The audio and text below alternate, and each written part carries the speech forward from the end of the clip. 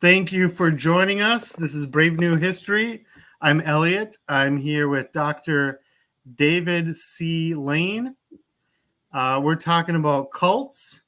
How do they start? What's the future of cults with VR and AI and post-COVID world? So right before we started, thank you for joining us, by the way. But right before we started, we were talking about Loving Hut. That's my favorite restaurant. And it happens to be run by a full-on cult, but I give it a pass no matter what their transgressions are because the food is so amazing. Unfortunately, we don't have it in Minnesota, but in October, I'll be going over to Salem, Oregon. They have one not Salem, Massachusetts. They have one in Boston, and so I can't hardly wait. Right. So I was on their Wikipedia page, and whose name do I see but Dr. Lane's? Mm-hmm. That he's exposing this fine establishment with their wonderful food. Well, you know what happened was, it's very simple. What happened was Ching used to be a follower of a guru named Takar Singh. Not to get complicated, but Takar Singh was a follower of Kirpal Singh. Kirpal Singh, if you remember from the last episode, was the guru to Paul Twitchell, who's the founder of Ecological. Interesting. So what happened is I met Takar Singh in India. I was on a research project at a UC Berkeley with Professor Jurgensmeyer. I was his research assistant back in the late 70s. My job was to track down obscure Shabad yoga gurus and make a genealogical tree, which was eventually published in his book at Princeton University Press called Radhaswami Reality back in 1991. So one of the guys I met was Takar Singh. I was actually stayed in his ashram for about a week. Of course, we didn't get along very well because he wanted to initiate me, and I refused. And one time, this is kind of a funny story. I was in his office. It was in the summer. It was really freaking hot. And I said, no, I don't want to get initiated by you because I kind of knew he was a fraud. He was doing all sorts of weird shit. And so we stood up. No, but he was weird. I mean, let me tell you what he was doing. He was taking money that was donated to him, and he was trying to get the money into like English, into American currency or English pounds illegally. And he was also abusing lots of American women. There's a whole story about that. But so he stood up, and he stood up, and I stood up, and he was kind of getting pissed at me because I wouldn't take initiation from him. And I was young then, and I just wanted to bop him on the turban because I thought that was going to throw him off and make him, go vertigo on him. And so I refused, and he, of course, didn't like me very much. But punchline, he initiated a woman named Ching. Now, Ching was a follower of Takar Singh. However, and she was even kind of a representative for him for a little while, she broke off and started her own movement. Now, knowing that Takar Singh had a bad past, he abused some women, he had some really weird things he was doing, she disassociated from Takar Singh and denied that she was initiated by him. However, everything she was teaching, even the veganism, because Takar Singh was a vegan back when she was following him, even the diary that you use in Takar Singh's is the same diary that Ching was using. But she didn't really want to be associated with it. So she claimed she was initiated, they always do this, by some Himalayan master that nobody's ever met. Get my drift? Just like Rebberzar Tars in Ekankar or Babaji in SRF. So she starts her group. That's fine. Well, a couple of my students at Mount San Antonio College are following Ching. So I said, hey, go ask her if she was initiated by Takar Singh. Well, they tried to, and they got kicked out of the auditorium when they asked that question. Well, back in 94, 95, I wrote just a little silly article about Ching, about her association with Takar Singh. That's all I really did. And I put it on the internet on my Neural Surfer website. Well, you're going to like this. It turned out that she had donated $600,000 to Bill Clinton's reelection campaign back in 95, 96. Well, it's illegal to do that because she was from a foreign country. Well, the CIA, the FBI, the Chinese government, the American Congress wanted to know who Ching was.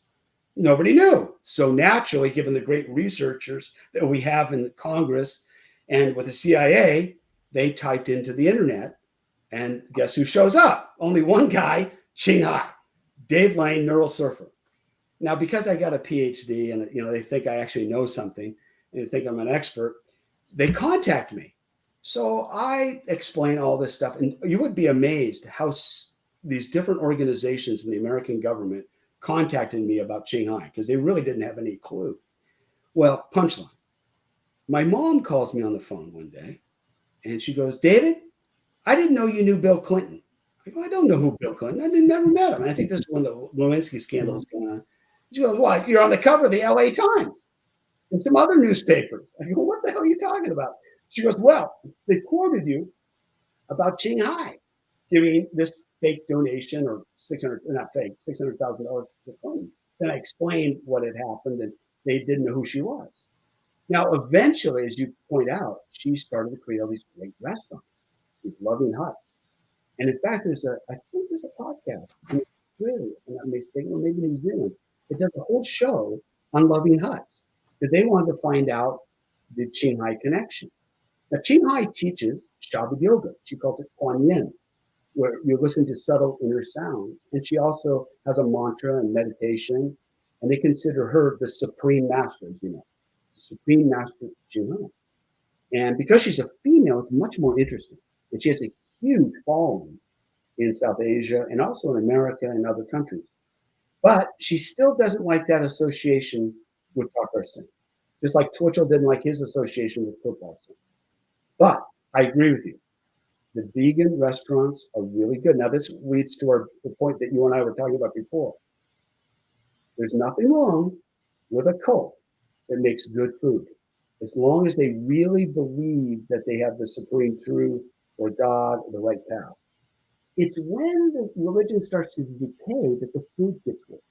So if you're going to eat at Loving Hut, probably better to do it now, because after Qinghai dies, it'll probably get worse because of our frequency.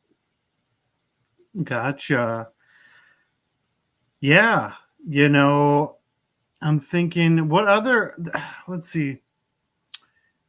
There was like some Nation of Islam spinoff, right? That was running restaurants.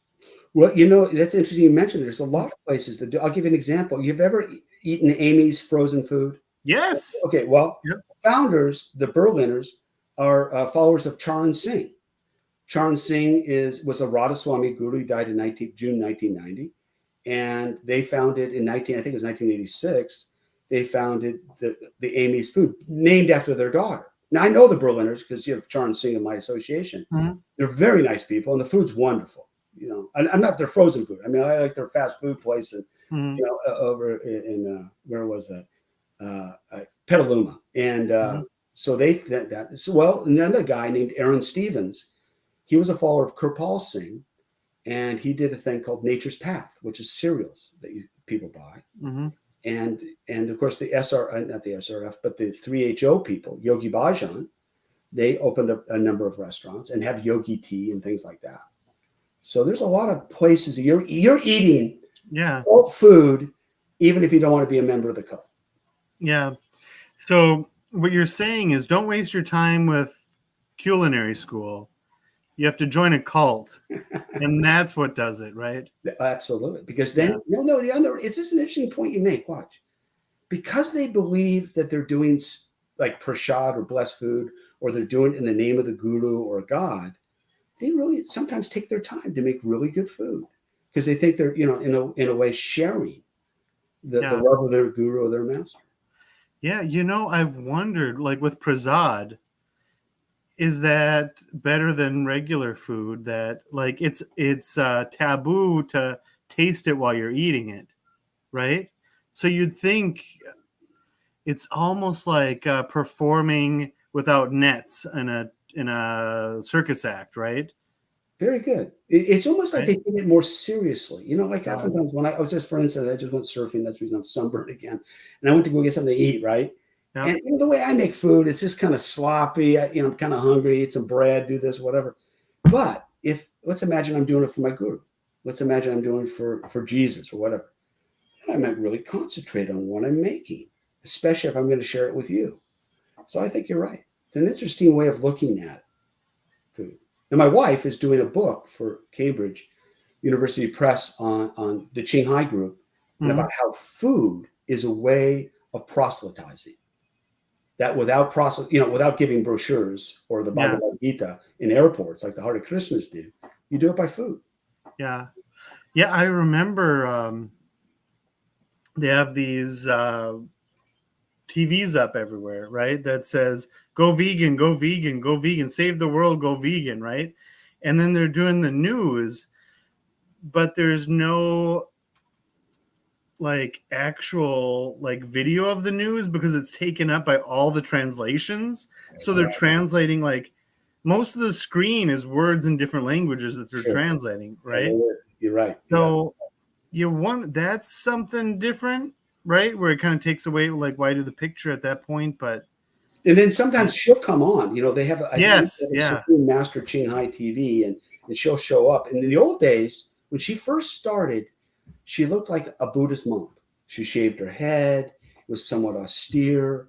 Then as she became bigger and bigger and bigger, she started dressing up in all these different outfits, became kind of glamorous, sells jewelry, sells different outfits and costumes, kind of different.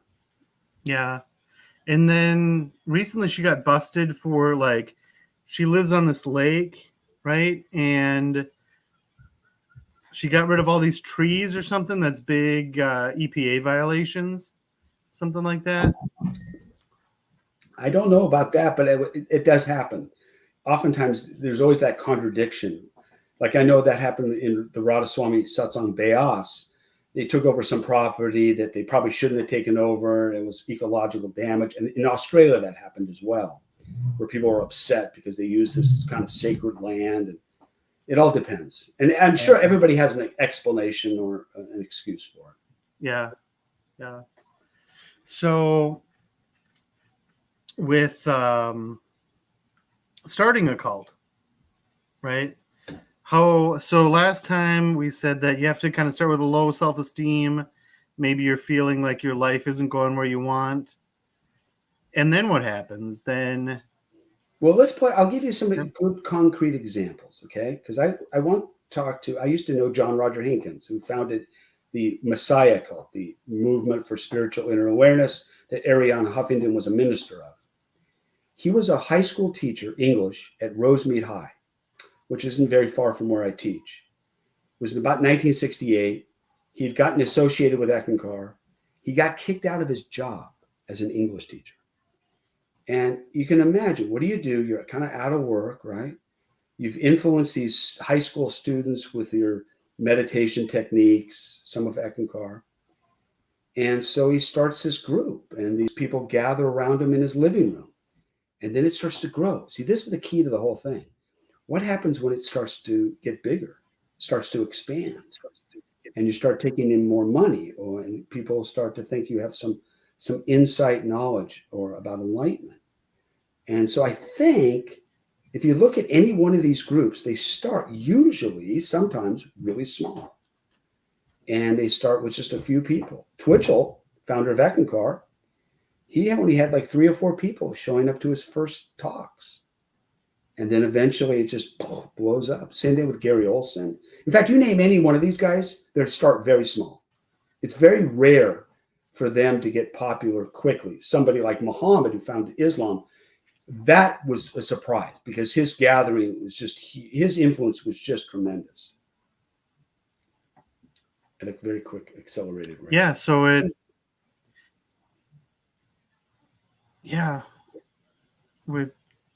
so is it just by coincidence that they form this group and it blows up? And then they just take advantage of it because it feeds a social need for them? Yeah, or do that's where they... I think there's a lot of stuff. Yeah. Well, yeah, I mean, that was my question. No, I think there's a lot of sociological context. Let's play this out. It would have been a lot easier, I would suggest, in the maybe late 60s to start your own cult when you have all these young people looking for some kind of meaning or truth. Because, we had the Vietnam War, we had the hippies, we had the civil rights movement. So Twitchell starts in 65, which is just like almost a perfect time to start it. L. Ron Hubbard starts his in 1950. Now he writes that book called Dianetics. It wasn't a cult then. It was just a book that was very popular. However, he got sued for practicing medicine without a license.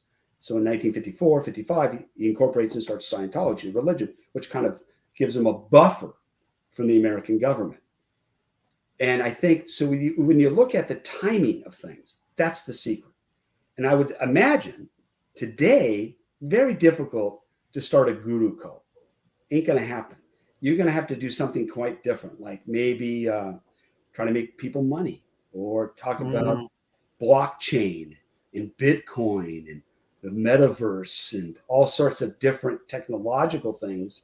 And people get excited about that. And then, of course, then you can move them into some other direction. That's what John Roger did. You know, John Roger's group wasn't really going anywhere. And he kind of, well, he piggybacked on EST, which had this thing called transformational seminars. And he called it Insight, which he got from one of his associates. And that became the way to get back into MSIA. So you almost need something to sell people to bring them into your group. Gotcha. Yeah, I've not heard of Insight. I've heard of EST. Yeah. Right. And that morphed into Landmark because it had a bad reputation. So Landmark or EST? Landmark is EST transformed. Yeah. No, I'm very familiar. I've been through the forum actually. Yeah. And I don't know if you're familiar with it. I was really impressed with it. It's hard to see why people think cult with Landmark. Well, I think the idea is there's one aspect that I don't. And you can correct me on this. I did notice that in Insight, what they would try to do is sell the program to other people. That was a big thing. Yeah. You do the Landmark, you get this incredible experience, like you said. It's a powerful thing, and then they try to sell it to other people as well. Yeah. So it's kind of a marketing thing, and that's, I think, for that reason people saw it as cultish. And so here we have Sobek, Lord of the Four Corners. He said good evening, and he had family got sucked into Landmark. Right. But, and that's what happens. I have my brother was in this one group called The Wall. And one of the most irritating things about it, my brother's a great guy, he's now deceased, but one of the things that was irritating about it is he tried to sell it after he went to it. You know, instead of just saying, hey, it was great, I had a good time, it was a wonderful weekend, he kept trying to sell it. It's almost like Amway. It's almost like a Ponzi scheme. It's in that sense. Yeah. And so that's why people see it as. Yeah. Which I know for the forum and Landmark, you know how much you get when you get somebody to, how much money you make when you convince somebody to do it? How much? $0. But do you get self-esteem? Do you get like, wow, you've brought people? Yeah, you're changing their life, right? Like you're like, this is exactly this will bring peace to the world. Right. Which I don't know if it's that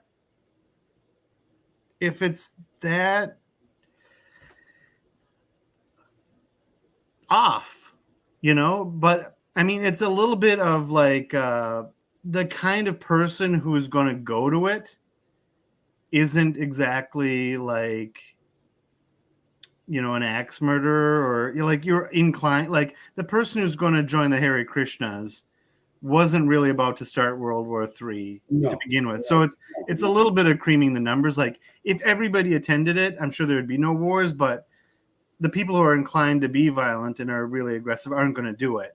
Right. But LGATs, right? Like Tony Robbins I think he kind of came off of EST. Well, Tony Robbins, you know, I met Tony, a pretty funny story. He used to live in Del Mar. And, you know, Tony's a big guy. He's like 6'5", 6'6", you know, and he was a vegan for a while. I remember. I don't think he is anymore. But, you know, his whole thing is really lots of money. I mean, you got to play out with, you know, Tony's rich, worth $500 million now or whatever. But these programs aren't cheap.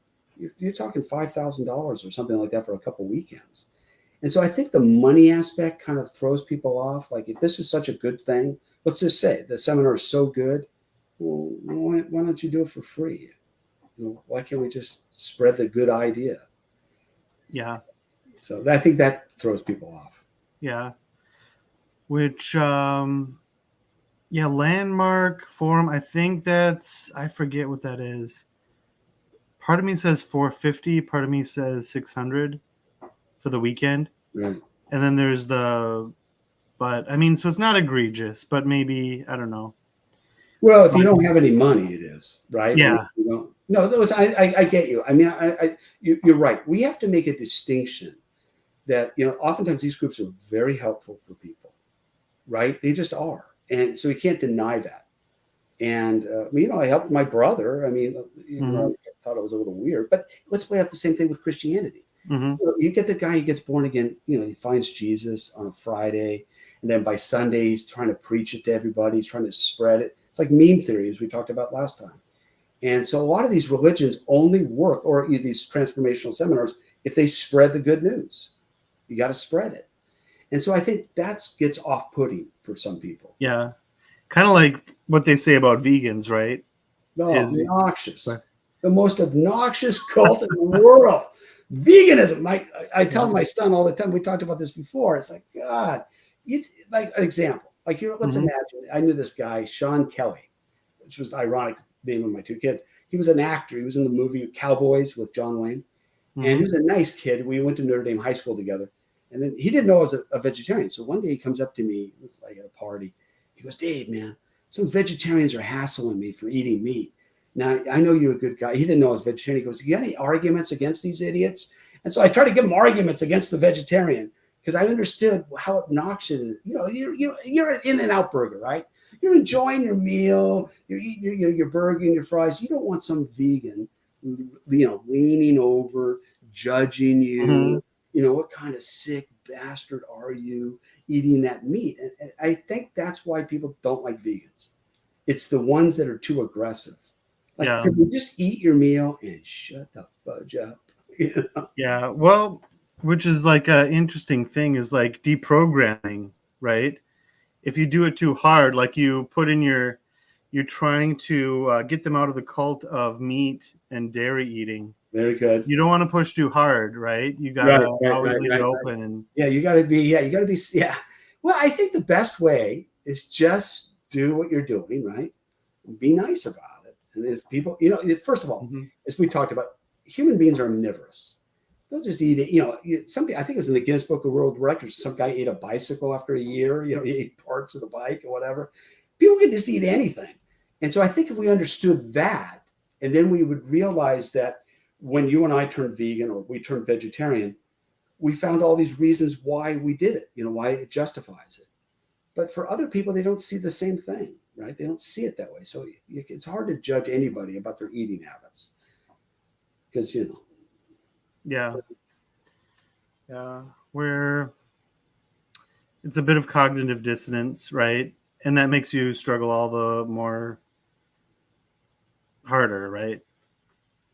But you know what I mean? Like, I'm not a bad person, you know, so you have all these justifications on why you do it, right? That's it. Yeah. Well, no, an example, we talked about this. You know, I was vegetarian for 50 years, right? Or 40, Then I turned vegan, right? And my vegan friends, 20 years ago, I had some great students of mine, wonderful guy. He's now a professor of sociology, Jake. He would sit me down. He go, dude, you got to give it up. You can't eat the dairy. And I was going, dude, I like cheese pizza. What are you doing? You're denying me the cheese pizza. I love cheese. And I just didn't see it. And, you know, they probably looked at me like some sick person that's unethical and immoral and a hypocrite. So that's how people, that's why you got to be very tolerant and not judge people about their eating habits because they're just doing it because they think it's the right thing to do. Yeah. They're not sitting there thinking I'm a bad person when I ate Kentucky Fried Chicken. Yeah. Where, you know, people will, well, they'll often jab me, like, you know, joking, right? And it's easy for, you know, vegans to get offended. Well, just like, you know, meat eaters get offended at, you know, jabs, right? Vegans like some jabs, but, you know, I have my own stock comebacks. I mean, you kind of have to after you've been there too long, right? Or you've been around it so long, right? That I was talking to somebody from work, and like it was just opening up with all the zingers, right? Like like he says, well, I have like, we slaughter our own cow every year and we keep it in the freezer, right? And I say, well, actually, that's how a lot of serial killers get their start. And I don't know if you knew that, right? Or like, well, actually, I found veganism to be pretty healthy. You'll notice after a while, the calluses on your knuckles disappear because you're no longer dragging them on the ground. You're like standing upright. Oh, that's good. That's good. And because I mean, it like my whole thing is to like, it's confusing. Like, what are you talking about? The calluses on my knuckles, they disappear. Like, what are you talking about, right? Because you're no longer dragging them. You'll notice, right? But no, I know you're trying to say that I've been hassled, to be honest with you, in many times about being a vegetarian. You can imagine what it was like when my first girlfriend, I mean, second girlfriend, she hated it. She probably drove her nuts. And I used to get hassled by my mom. I used to get hassled by other people. You get tired of it, especially if you don't hassle anybody else about their diet. So why hassle me? I'm not bugging you about eating this. So, it does get tiresome. Yeah, but I also did hassle. Like, I remember I asked my dad, like, he was on this diet, but I mean, he ate like garbage and he would still lose an incredible amount of weight, right? And I asked him like that, how do you lose so much weight eating like garbage? And he says to me, this is probably where I get it from. How do you stay overweight eating so healthy? Right. And I guess touche. Right. Yeah, you would think we lose weight on veganism. I haven't lost anything. Yeah. I should back up. I did write an article talking about being kind of critical. I wrote an article called "Why I Don't Eat Faces: A Neuroethical Argument for Veganism or Vegetarianism." It's a pretty strong article, but it was just an article. I never, I don't share it with people. Go door to door and hand it to them. But there is a good argument to not eat animals. There is. Yeah. Especially if we understand, this comes into neuroscience, especially the more we understand the complexity of the nervous system. We have 86 billion neurons. A dog has about 1/5 of that, if I'm not mistaken. And the idea that they can suffer and feel pain. Nobody wants to eat a dog. Nobody wants to eat a cat. The question is why? Because you empathize with them.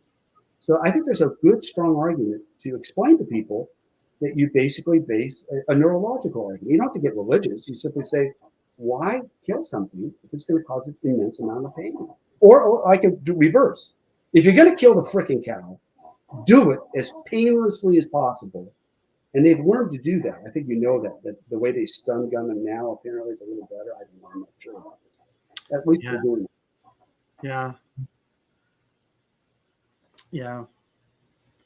So let's see. You start this group. It's just a few people, right? And so does the cult leader or the person who becomes a cult leader, do they like it? They just kind of do it by accident, or is it to fulfill a need? And then it just kind of usually don't do it by accident. They're usually fairly conscious about it. Let's take another guru that we've not talked about, a guy whose real name is Franklin Jones. He changed his name to Bubba Free John. Then he became Dove Free John. Then he became Adi Da. Very famous guy. He's written lots of books. Really smart guy. Got his MA at Stanford. Went to Columbia undergraduate. Born in 1939 out of New York. And he started this group back in 1970. I think it was 1970. And he did it very consciously because he claimed he got enlightened. One of his enlightenment experiences, the Vedanta Temple, which is famous because of Aldous Huxley and Gerald Hurd and other people. And so he started it very consciously. John Rogers started it very consciously. Twitchell started it consciously. L. Ron Hubbard started it consciously. Joseph Smith started it consciously. I don't think it was accidental. I mean, I'm sure there's cases that are accidental, but I think. How do we know that they intended it for straight out of the gate? Well, with Twitchell, we know because he claims that the 900, the Rebbetzard Tars told him that he had to start Ekankar. We know with John Roger, he claims he was hitchhiking one day and all of a sudden Singh appeared and said, you have the keys to the mystical traveler of consciousness, some kind of story he told me. And we know that with Joseph Smith, because remember the golden plates in New York, right? So they're the ones making the claim. They're making the claim. It's not us. Well, I've heard that, like with Smith, he kind of started by telling his friends and family he was a good orator, and about Indians that come to America, or no, Jews that come to America, or Hebrews, or whatever they were at the time. I don't know. As a random aside, I don't know when Hebrews turned into Jews, right? But I don't know. But people came to America that were from, the Middle East, right? That believed in what's now Judaism, and he would tell these stories, right, of how they became the Indians, I guess, right? And maybe he just got so much, I don't know, positive reinforcement about it that he kind of took it a little bit further. Well, that's interesting. There's a wonderful book by Fawn Brody, I think her name. It's called No Man Knows My History. And she was a Mormon, and she's a historian. I think she was at UCLA. And she writes all about the history of Joseph Smith. And one of the things we find out about Joseph Smith, he was a huckster. I mean, I think he went to jail for a little while because he was claiming he's finding little, treasures and things of that nature. So this guy had a background of kind of making stuff up. Mm-hmm. And I think you may be correct in the sense that it may have snowballed, where you start to buy your own stuff as long as you get enough positive reinforcement. You're right about that.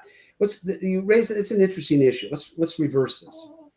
I oftentimes think that you cannot have a religion or a guru or a cult leader without disciples projecting onto that person all sorts of stuff that's not there. So it's a two-way street. You can't have a guru unless you have disciples, and the disciples have to project on that guru all sorts of interesting stuff. There was a guru, we haven't mentioned him, named Fakir Chand. I may have mentioned it, but he really shed the light on this one. He became a guru, and people started having visions of him in their meditation and all sorts.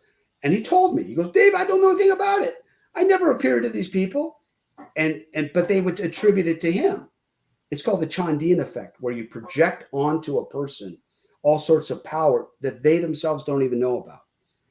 And guess what happens? He started getting letters, and people started following him. And so it's a two-way street. And you have an interesting point. The disciples oftentimes or the students are responsible. Interesting. So what did he do that projected that power? He was just so certain. He did. That's the secret of the reason I love Fakir. I met him on that research project out of India in 1978. And the reason I loved him so much, and I still admire him so much, is because he was appointed to guru in 1939. And he was a very honest guy. And he says, I don't have any power. He goes, I have my own problems. And he said, but people started attributing all sorts of magical things to him. He tells a very famous story that he was ambassador to Baghdad, I think it was 1919. And he was as a telegrapher for the British Army and the Indian Army. And the enemy had come to start killing people. And he started praying to his own guru, Maharishi Shibrat Lal. And he says, dear guru, he says, save our lives. And he has this vision of his guru. And the guru says, the enemies come just to take their dead, and don't waste your ammunition. Your lives will be saved. So he goes to the Subadar Major, the guy above him, and tells him his vision. And the guy respects Fakir Chand as a religious guy. And so they don't shoot, and their lives are saved. Okay, here's the interesting point. 3 months later, he goes to the town of Baghdad, and all of these friends of his, who are all disciples of the same guru, this Maharishi Shibrat Lal, they start bowing to Fakir Chand.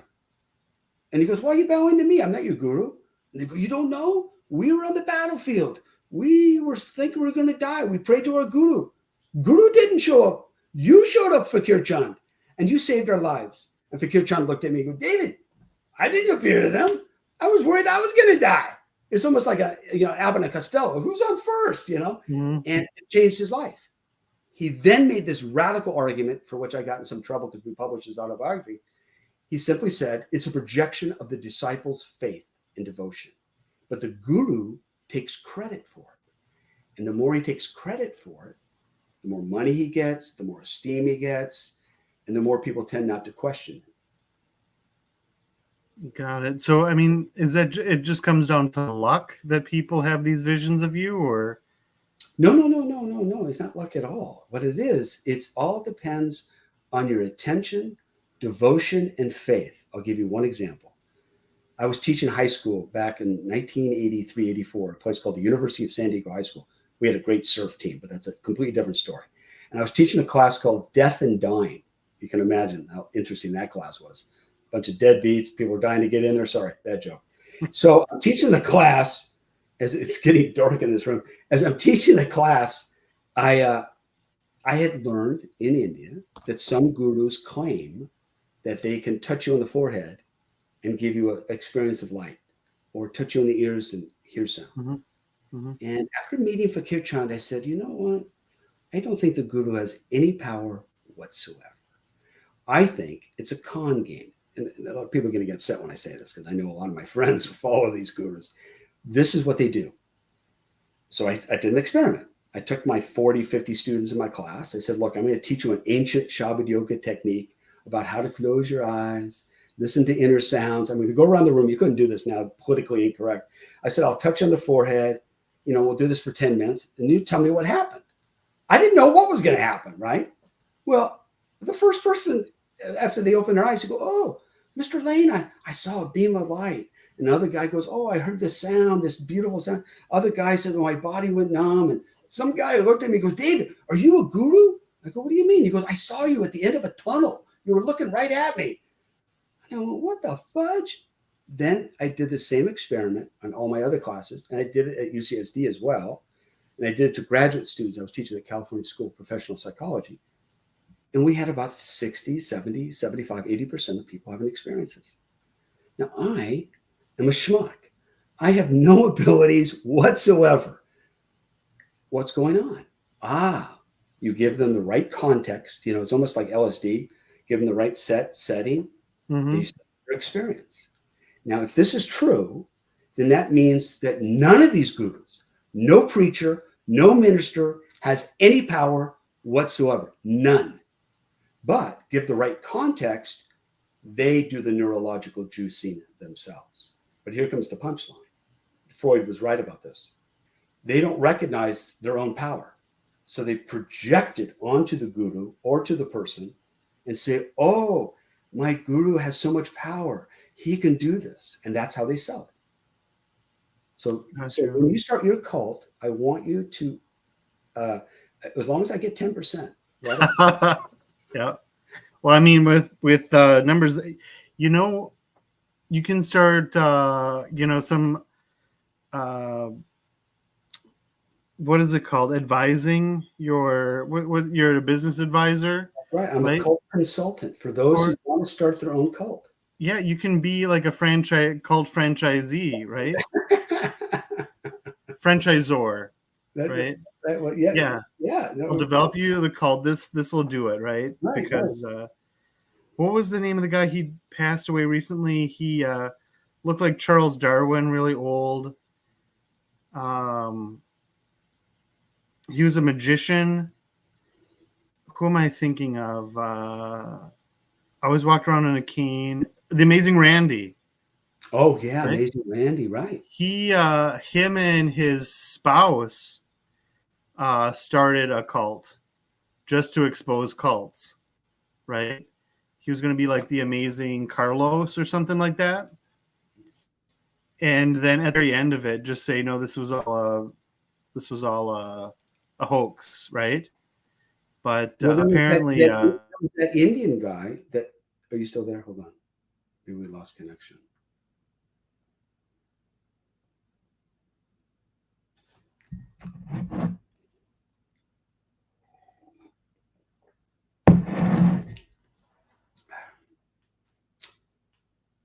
I don't know if we're still on. I think we lost connection.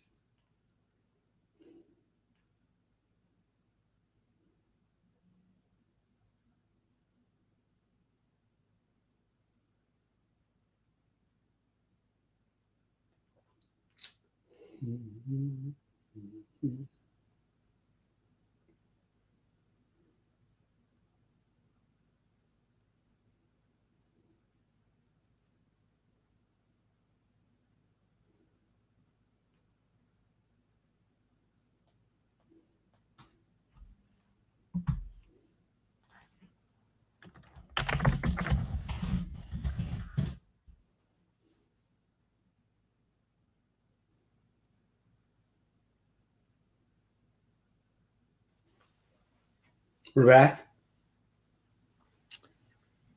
Yep, I'm back. I think it was a dark guru that maybe projected something that thought it was like. Did.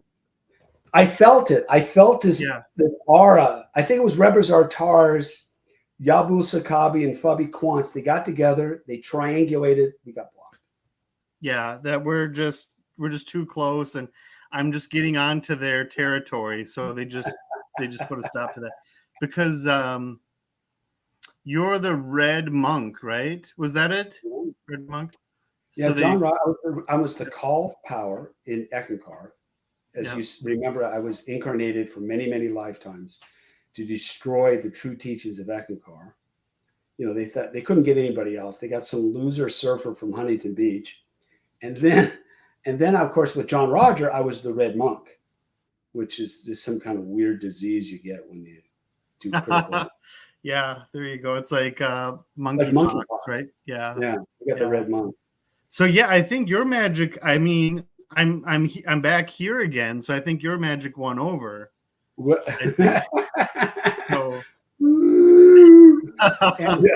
no, but you were talking about Amazing Randy, which is there's another Indian guy who did, I think it's called Kumari. It's a whole documentary on, I think it's on Netflix or YouTube, where the guy acted like a guru. He's complete, just a guy. Mm-hmm. And people bought into it. And then he eventually tells them, he says, it's the whole thing is, a charade. And guess what? They still believe. Yeah. It doesn't matter if he's just so humble. They did that with Fakir Chan. Fakir Chan would say in open satsang at 89 years old, you got to understand the Indian context. In an open satsang, an open meeting, he goes, last night I had a nocturnal emission. I had a wet dream. Now you can imagine the disciples of the Guru would go nuts hearing that. And they would not think about it. They would just think, oh, my Guru is so enlightened. He's such a good person. They couldn't think of him as a human being. And they did that to Fakir Chand, and they did that to this Kumari guy. Yeah. And there's a few other examples I can think of. There's, what's his name? He's another magician, last name Brown. He's in the UK. He did the same thing, like, he's atheist, but he said he has the power to convert people with a touch. Do you remember that? Yeah, no, Derek I don't remember. Brown. Darren or Derek. Okay. And he sets people up, and so that he can convert people into Christianity by just like tapping them on the forehead or something. And then after it's all done, he tells them that was all a hustle. Like, I'm not magic. That's right. Yeah. It's the mind. We want to believe so badly that you give people the right means and opportunity and context, you can sell them anything. What's that line? A sucker's born every day. Well, we're all suckers.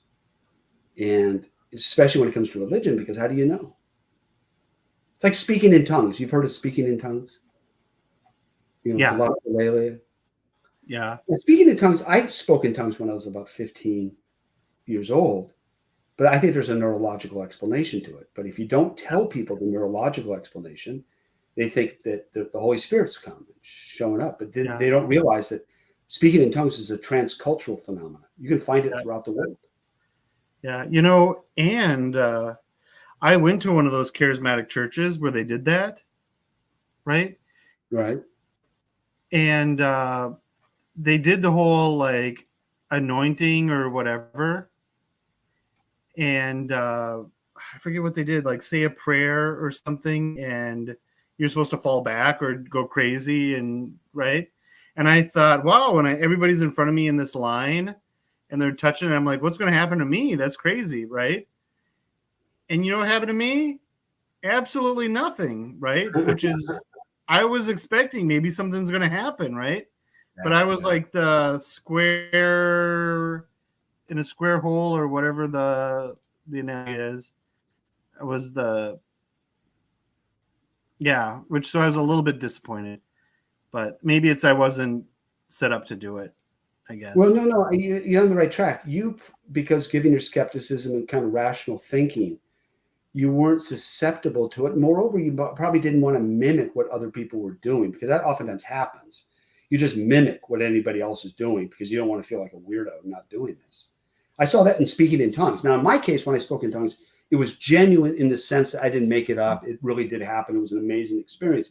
But I have a neurological explanation for why that would occur to a 15-year-old. But later on, when I was head of prayer meetings at Notre Dame High School, which is a weird thing to imagine me as the head of a prayer meeting, we noticed that people would mimic it. They would just start, yelp, and it was kind of like, it sounded like Scooby-Doo. And they just made it up because they wanted to be in the group. They wanted to feel like, oh, I speak in tongues too, so I'm kind of cool.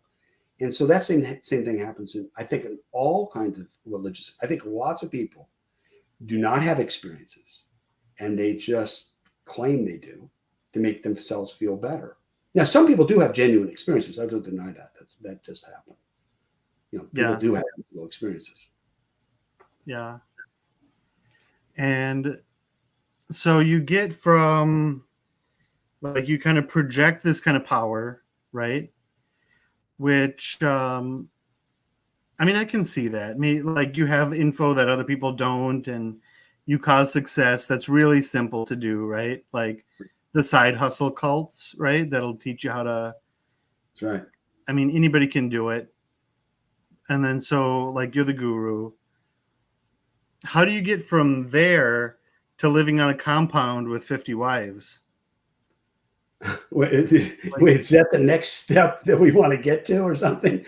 No, that seems what they do. Like, if you've seen, not for me personally, maybe in a palatial mansion, but I don't even know about, I think one maybe might be too many wives, but that's what they say. Yeah.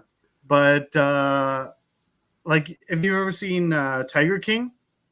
Oh yeah, of course. Right. Of course. There's the guy who he learned from this guy that ran this other thing, that he had a bunch of women and ended up living it up, right? And Doc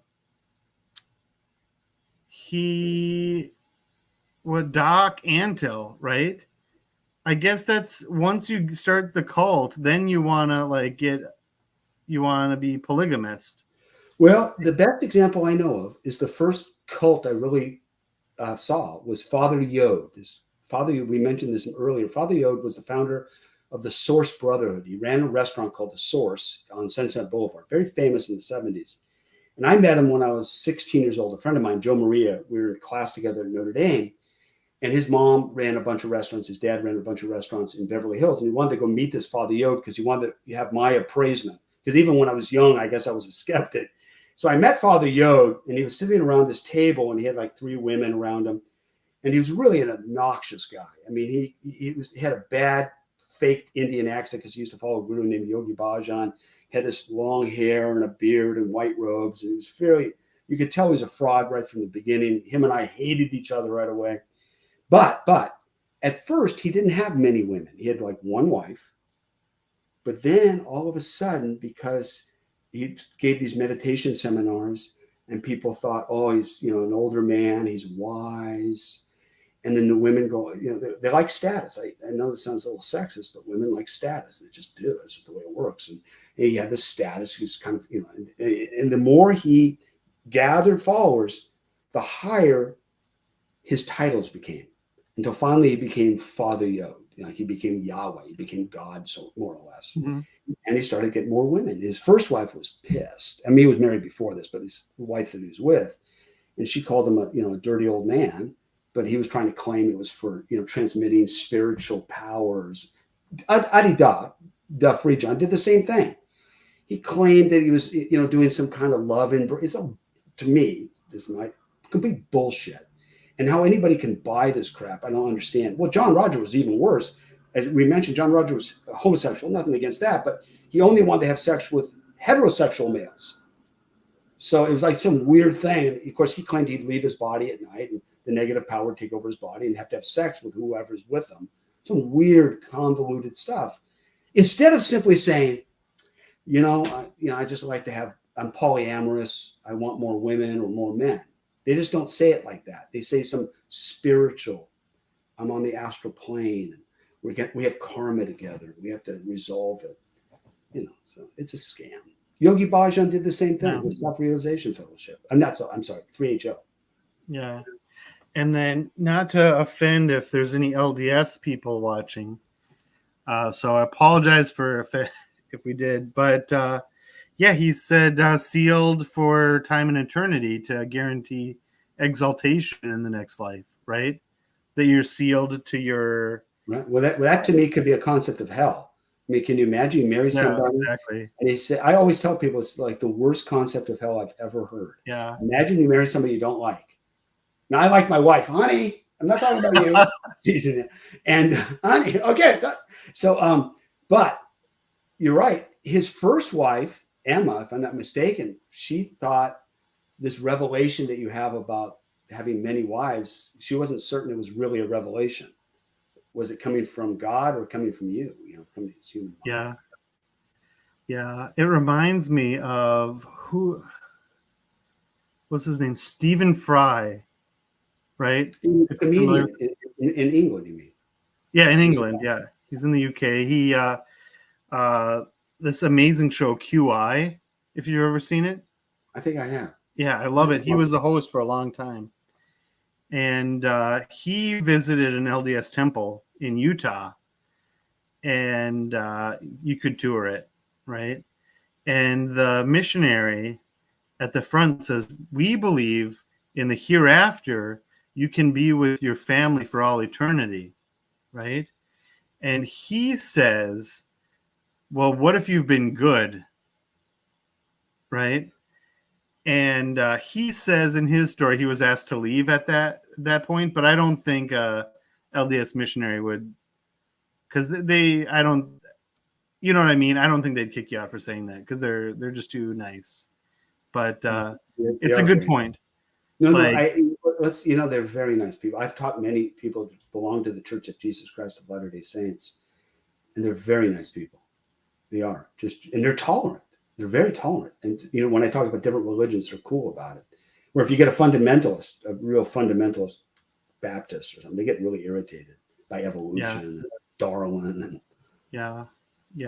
I remember I grew up like that in Evangelical Free Church, which is a thing here in Minnesota, which is basically, I describe it like Westboro Baptist, but they're nice about it. They put it in nice terms, right? They work on like, well, it's not quite like that, but you know what I mean? It's out of love and it's for the best intention, but they believe all the same stuff, right? That's right. And I remember we put on like, it's like a Christmas play, but about how evolution is wrong, right? And we would do stuff like that. And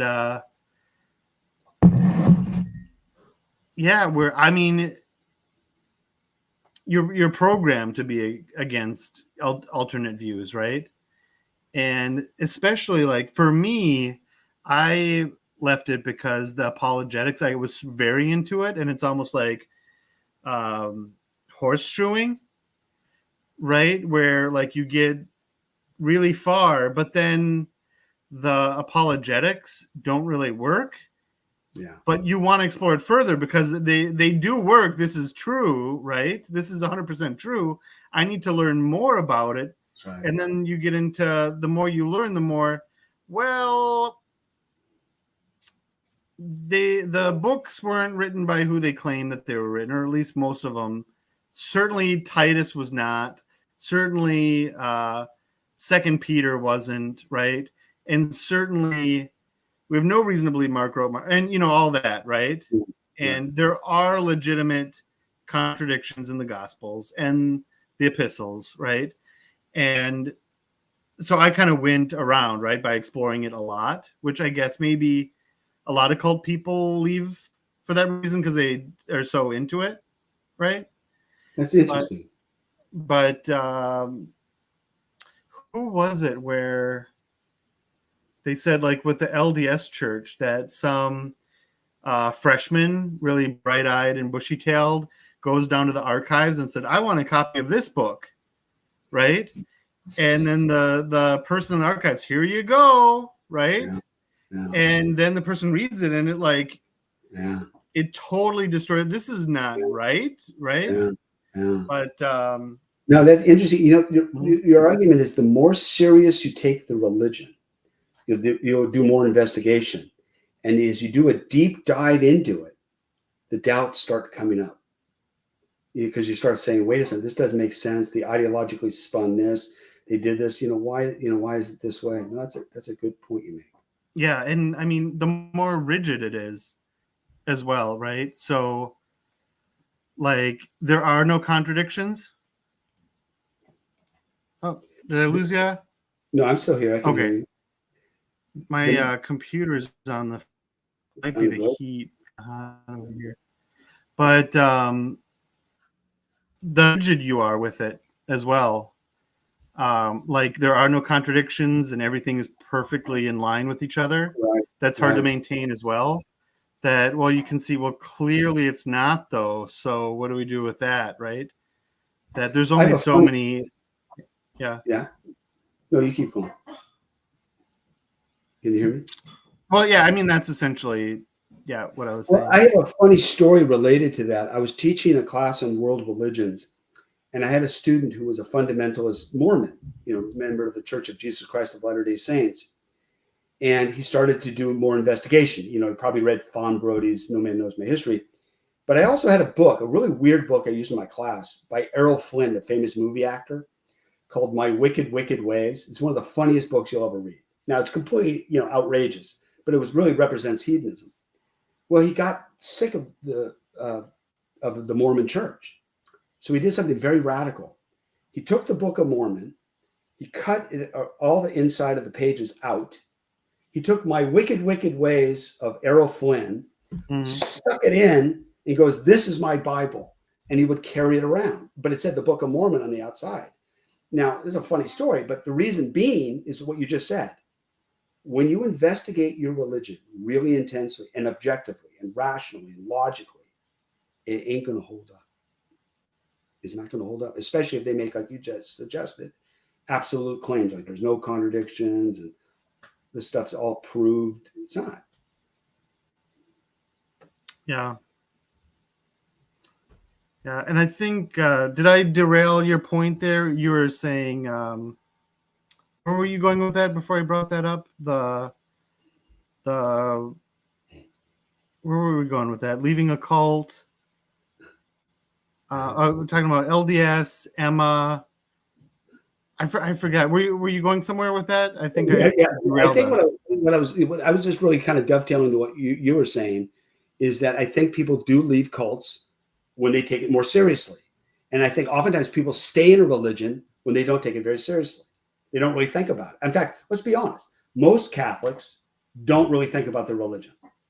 Like if you tell them the Virgin Mary's hymen didn't break because she has to be a virgin, or if you tell them about transubstantiation, they don't really think about it. If you really start thinking about this stuff, it doesn't make any sense. In fact, let's be honest, it's nonsense. But if you say that, they get offended because they haven't done the deep dive. Yeah. You need a deep dive on anything. Even with science, let's be honest, even with science, like for instance, I love physics and I love quantum mechanics and all that stuff, but you do a deeper dive into what matter is, what is matter, like in atoms and quarks and, neutrons and protons. Eventually you're going to get to a point where you go, I don't know. In fact, Sir Arthur Eddington, the very famous astronomer who confirmed Albert Einstein's general theory of relativity on an expedition off the coast of West Africa, said, something unknown is doing what I don't know. So matter's a mystery as well. And so people oftentimes think that science is all about certainty and absolute facts. It's not true at all. It's about the best model tentatively, and it could always be wrong. And that's the reason people don't like science, because they want certainty, and it's an uncertain thing. Yeah.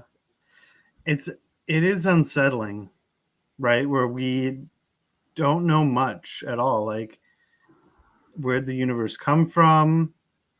I mean, even under like religion, right? Like, where did God come from? Well, he was always there. How is that possible? What was before that? He's an uncaused cause. It doesn't answer the question. And this universe is now, because we now live at a time where people believe in a multiverse. There's multiple universes or parallel. We don't know, but the very idea of it. In fact, this relates to a course I'm going to be teaching in the fall. We're all going to be using VR headsets, virtual reality technology, because I've been really into VR for a while. But David Chalmers, probably the most famous young philosopher, I'd say young, but probably 50, in the world today. He's out of NYU, which is a great philosophy department. He's written this book about VR. And he basically makes the argument that virtual reality is a real reality. We're starting to get to a point, this is almost guaranteed, within 20, 30, 40, 50 years, you will not be able to tell the difference between a simulation and this reality. You won't be able to. That's why Elon Musk, although he's gotten some bad press lately, he doesn't believe we live in base reality. He thinks 99.9%. Really? Oh yeah, he's convinced this is virtual or a simulation. And the very idea of a simulation hypothesis, the Matrix 1999, but Nick Bostrom out of the University of Oxford in 2003 wrote a very famous paper, Are we living in a simulation? And the argument is really, if you just go 100 years, 200 years, go 5,000 years, just imagine technology, how good it could get. Look how good TVs or movies have gotten with CGI. I can't tell whether it's real or it's fake. And Alan Turing, of course, the very famous computer scientist, who wrote that book, wrote the article in 1936 on computable numbers. And then in 1950, we have this thing called the imitation game, or the idea that can you tell the difference between a computer and a human being? If you can't see both of them, it's behind a door. It's called the Turing test. Well, the Turing test has already been passed in a couple of places. Number one, it's been passed in movies. CGI has already passed the Turing test. Well, can it pass in VR? Well, it's getting close. I mean, VR has gotten so good, even now with the Oculus Quest 2, where sometimes I put the headset on and I'll be playing a game called Room VR or even Moss, and it looks more real than this reality. So that raises a very interesting issue for religion, because if this may be a simulation. Now, this is going to sound really contrary to everything we've talked about, but if this is a simulation, then religion is going to come back and say to people, see, like the Gnostics did. Remember, the Gnostics made the argument, and the Indians made the argument that this is an illusion, this is Maya, this betrays its real origin, and that there's some transcendent God beyond this, some architect. Of course, with the simulation hypothesis, with computer nerds, it's just some kid probably playing some video game, and we don't know we're part of it, Yeah. There was what's that? Who's that guy? All right. What's Lincoln Lawyer? What's that guy's name? He's an actor. Yeah. God, Matthew McConaughey, right? There was a movie. I forget what it was called, but it was really interesting where stuff isn't really adding up, right? And like everything in his world isn't quite right, and he's thinking, what's going on here, right? Stuff isn't adding up. And at the end, the reveal is that it's a kid's video game and he's a character in it, which I thought was a little... That was God, what was that called? I just saw that movie. Yeah. It's a great movie. It's a lot of fun. He's just a character in a video game. And then he wakes up in the video game, realizes that he has some freedom. Yep. So we got Matthew McConaughey. Oh, yeah, there's a note here from Sobek, Lord of the Four Corners. And it sounds like Gnostic myth for the 21st Yes, century. it's the Gnostic myth of the 21st century. He's absolutely right. Yeah. That's exactly the argument. Gnosticism has been resurrected in scientific garb. Today, it's more plausible to believe in the simulation hypothesis than it is to believe in Maya or Gnosticism, even though it's really the same concept, the same idea. Yeah, which...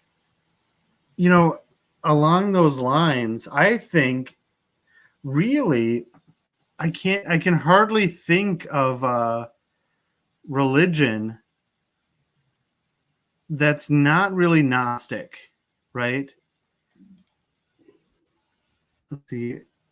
Basically a remake of the Lego movie. I saw that movie. Free Guy, is that the name of a movie? Free Guy. That's it. That's the movie. Free Guy.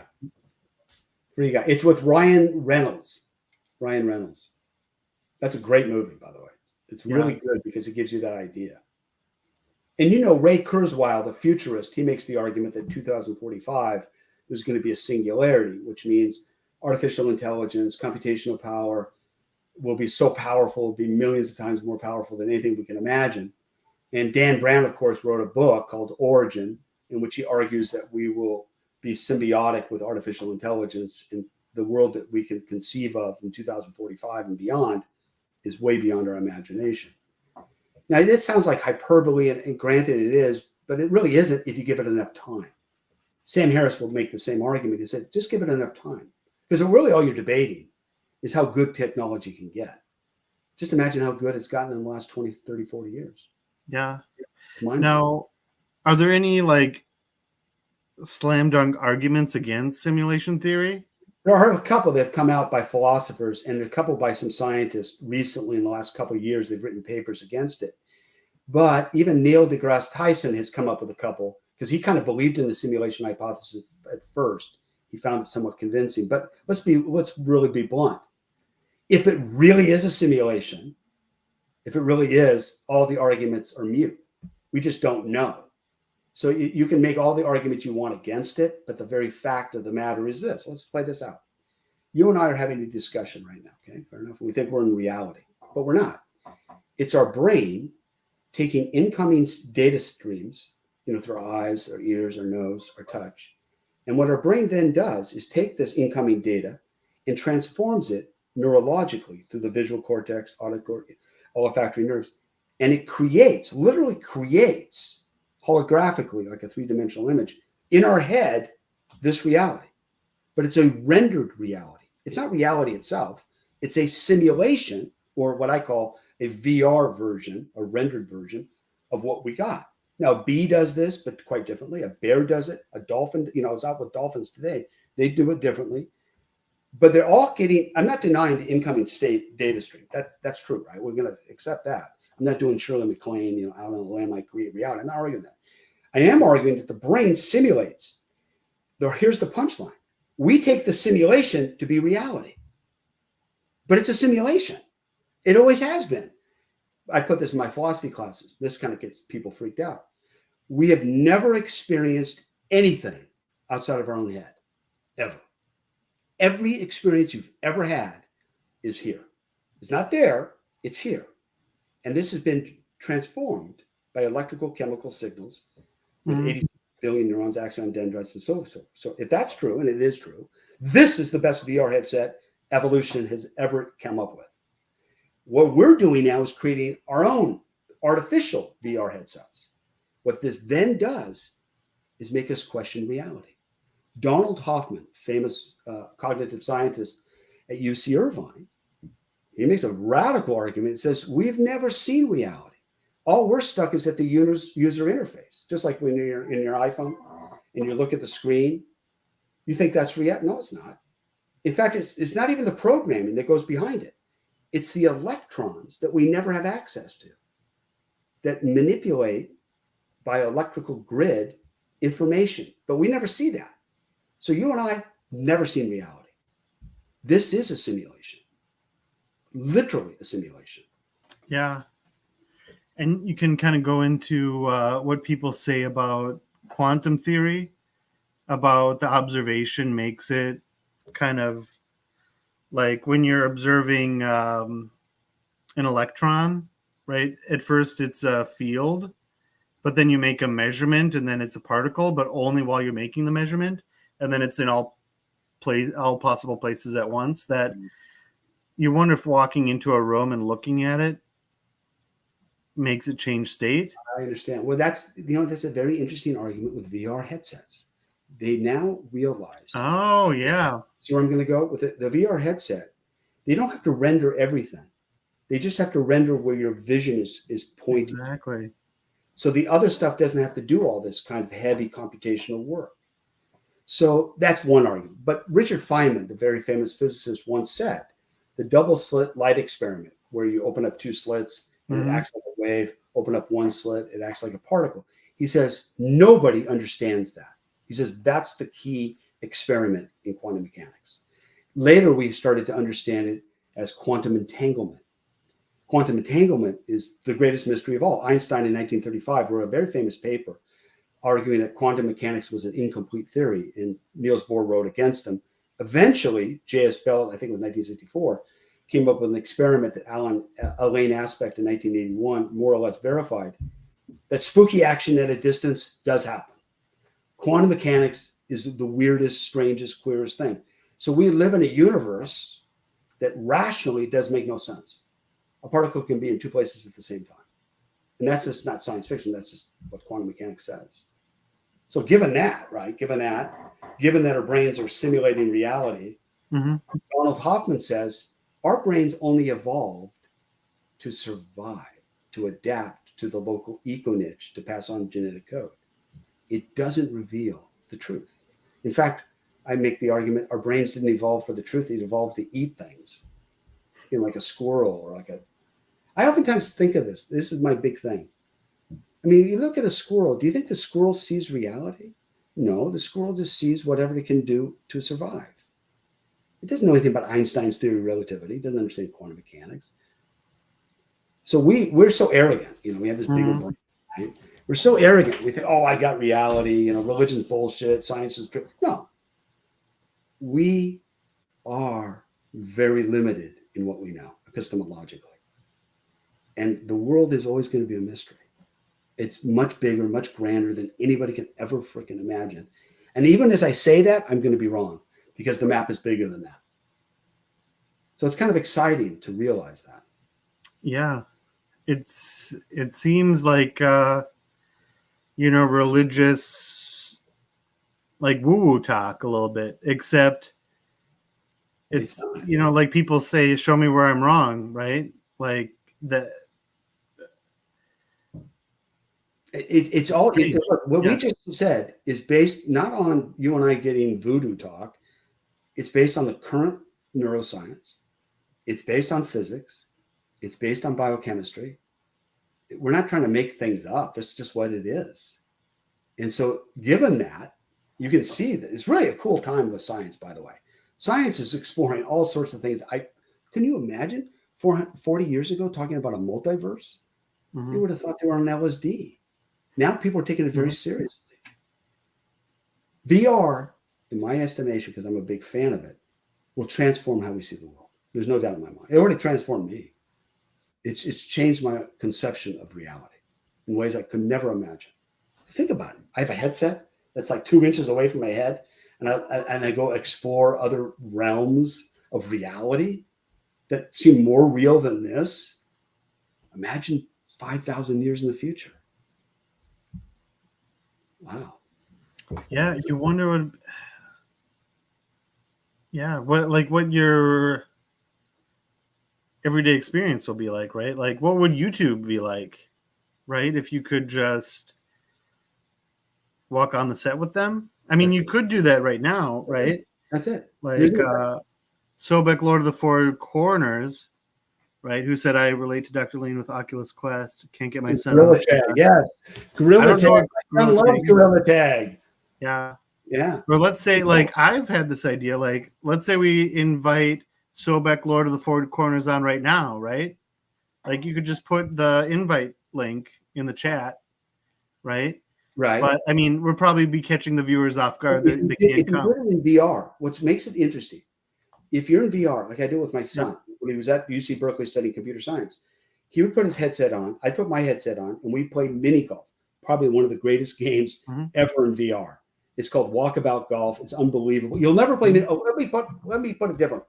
You will never play miniature golf again if you played mini golf with a headset. It's that good. Okay, so we put the headset on. He's at Berkeley. We're far away. I'm standing next to his avatar, and I feel closer to my son than on FaceTime or on a phone, or even when he's around the house, because he's not distracted. We're together. It's unbelievable. Yeah. And does it show you like how you really look? No. At this point, that's a good question. I've gone to a number of these Oculus Connect conferences when Facebook used to have them. They invite me to go up there. It's a philosophy guy. And Michael Abrash, I think is his name. He's a very good scientist. He's the CTO, I think, of Meta. He argued that will be the future. That is, we'll be able to have avatars that look just like ourselves, three-dimensional, and we'll also have haptics, where you'll start to get sound waves where you can feel like sand or wetness. But at this stage, it's fairly cartoonish. But here's the weird thing about it. Once you see somebody in a cart, you start to act like they're a real person because of our brains, how we project. Animism. Animism in VR is replete. Interesting. Yeah, I've been late to get the VR because I'm thinking, well, you know, the early adopters pay like 10 times as much. Right. But But you'd probably say, why not do it? Yeah, Oculus Quest came out cheap with $299. Now, of course, they're going to raise it $100. I think they already did. They came out really. They lost their shirt on this. I mean, they sold 15 million, I think, of them. I mean, they're probably selling them below cost. Apple will be the game changer. Apple is coming out with AR or VR, but it'll be prohibitively expensive. They keep delaying it, but Cook, this is his big thing. He wants to come out with it before he retires. It should come out next year, maybe 2024. It'll be the game changer because, as you know, when Apple does something, they tend to do a fairly good job of it. And once people see the potential, you're not going back. You're not going back. I'm never going back. It's okay. Here it is. It's like on the road to Damascus. It's a St. Paul experience. Can you imagine religious conversions this way? This would be amazingly powerful. You can imagine people converting to religion by giving them a good VR experience. It's LSD without the consequences. Well, then sign me up, right? But you wonder. So you're a cult leader. You've got you're like Doc Antle, right? And now he gets the VR, right? So what's the next step with the cults? You're doing your cult recruitment on VR, and absolutely. I mean, think about it. Let's back up a second. What we have noticed is that it started as an oral tradition, religion. Time for bed. We'll catch you. Good idea. Good to have you. Let's say it starts with the oral tradition, then it goes to the printed editions. You exchange ideas by print, which of course made Christianity popular, and then it moved to radio. Then you have television. Then you have the internet. So we started having internet gurus, guys who would just create a website, start their own thing. Now, the key to religion is experience.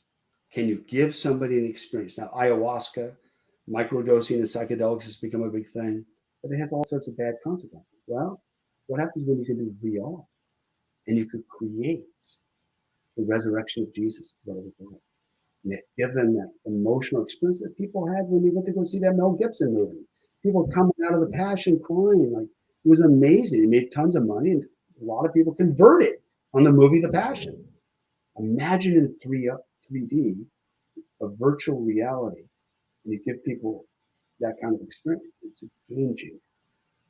It'll change the way they perceive things. Now, with so many options, I don't know if one particular religion can really win because there's so many different variations and so many different games you can play.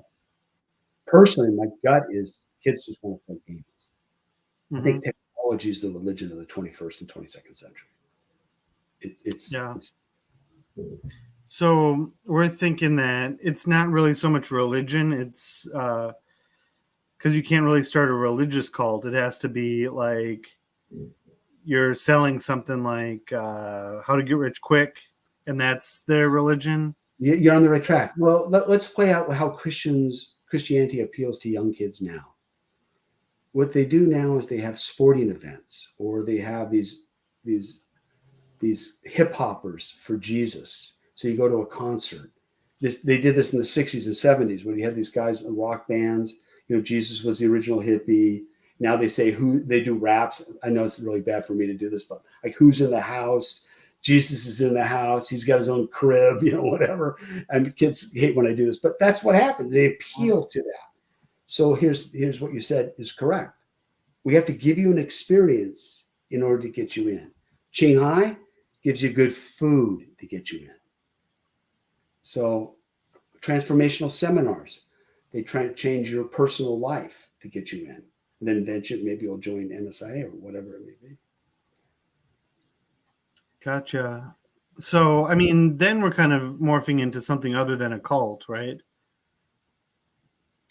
Or, I mean, we kind of wonder, like at that point, you know, who's the guy who came up with the bite model, right? On what really defines a cult? Is right? that Like, is that Steve Hassan? I'm not sure who that yeah, is. yeah. Yeah, we're friends. I've known Steve for many, many years. Yeah. And I mean, at that point, it's not really a cult, or is it? Like, explain, go further. well, so I mean, like you're online, right? Some like you see somebody on TikTok that's doing how to get rich, right?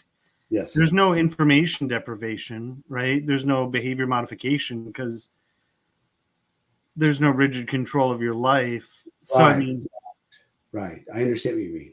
It's interesting to suggest. I think maybe I'm wrong, but with the flood of information that we have on the internet now, it may be very difficult for any cult to be totally in isolation, like what we used to have, where you'd be so deprived of your family, of information.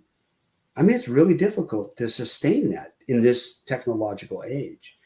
Maybe this is the explanation for why a lot of these students are atheist or agnostic, and they're not persuaded by religion.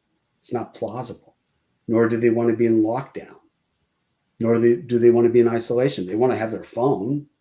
They want TikTok. TikTok, talk about a cult. TikTok is dangerous. Boy, is that thing addicting. You know, it's the #1 website in the world right now. did It's not the know most that. popular website in the world, more than even Google. And you know why? Because algorithmically, you get it, right? Talk about getting trapped. And it starts to know your behavior, which you're swiping on. And all of a sudden, you're kind of stuck there for 30 minutes going, what the fuck was I doing? Of course, that's why Jaron Lanier, more or less the founder of VR, has written this thing, 10 Arguments Against Social Media. He's really against it. He thinks it's the worst thing that's ever happened. The worst thing that's ever happened to the internet, but the internet knows. Yeah. Who is that? Jaron Lanier. He's the guy who coined the term virtual reality back in the 80s or 90s. He's a really smart guy. He's written lots of good books. You're Not a Gadget. He also wrote a wonderful autobiography. He lives up in Berkeley, plays different musical instruments. He's been on many, many shows or podcasts, and he's just very smart. And he's got a great insight about the internet. Because, the internet back when I was on it, was very exciting. It was like the wild, wild west. 92, 93. It was like, oh, anything's going to happen. Everything's creative. And guess what happened? 5 corporations more or less run it. You got your Google, you got your Apple, you got your Amazon, you got your Facebook, you got Microsoft, and now we got TikTok out of China. And we're all living in their universe. Yeah. And so he's against the technology now. No. Well, that's interesting. Very high on VR. Very high on it. He thinks VR is really a wonderful thing. But he's against social media because he makes a very simple argument. He says the problem is it brings everybody down to the lowest common denominator. The other problem is a lot of people use anonymous usernames and therefore are not responsible for what they say and how they talk. And he feels that irresponsibility has led to a lot of spam, a lot of attacks. So he's against that. It's not, he likes podcasts, by the way. He thinks podcasts are really good because you're controlling this. As Marx would say, you're controlling the means of production. Yeah. And that's good. But he's against the idea, for instance, that you and I, let's say I'm on Facebook, I'm feeding into Mark Zuckerberg. Every time I put a picture on Instagram, anytime I use WhatsApp, anytime I use pictures on Facebook, I'm feeding Zuckerberg's $45 billion, even though his company has lost $500 billion in the last year. And that's the problem with Google as well, because, when we do a Google search, they know what we're looking for. You've noticed that, they start popping. Amazon starts to know everything I've bought, and they start teasing me with new items that I need to have. So that's what he's. Yeah. Yeah, I remember I deleted my Facebook or not Google, like what they know about me, when they knew that I was a vegan that liked Chinese food, and I was just freaked out. Like, how do you know that much about me? How do you find that out? And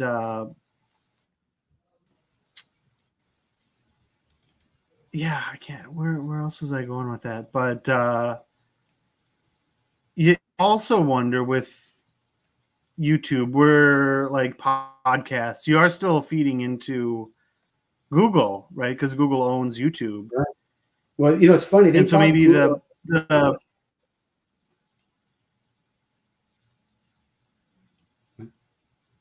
yep. You still, yeah. Well, I was just going to say that Yep. Google bought YouTube in 2005 for $1.6 billion. And at the time, everybody thought it was way too much money.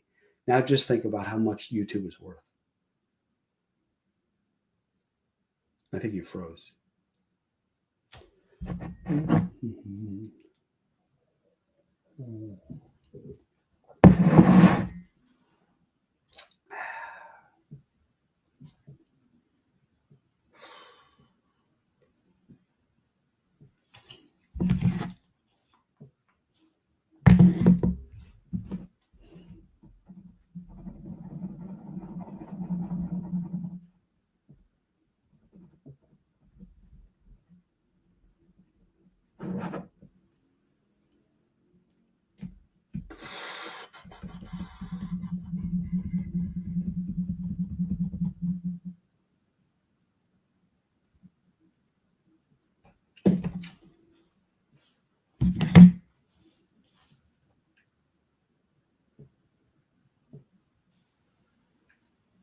Are we back?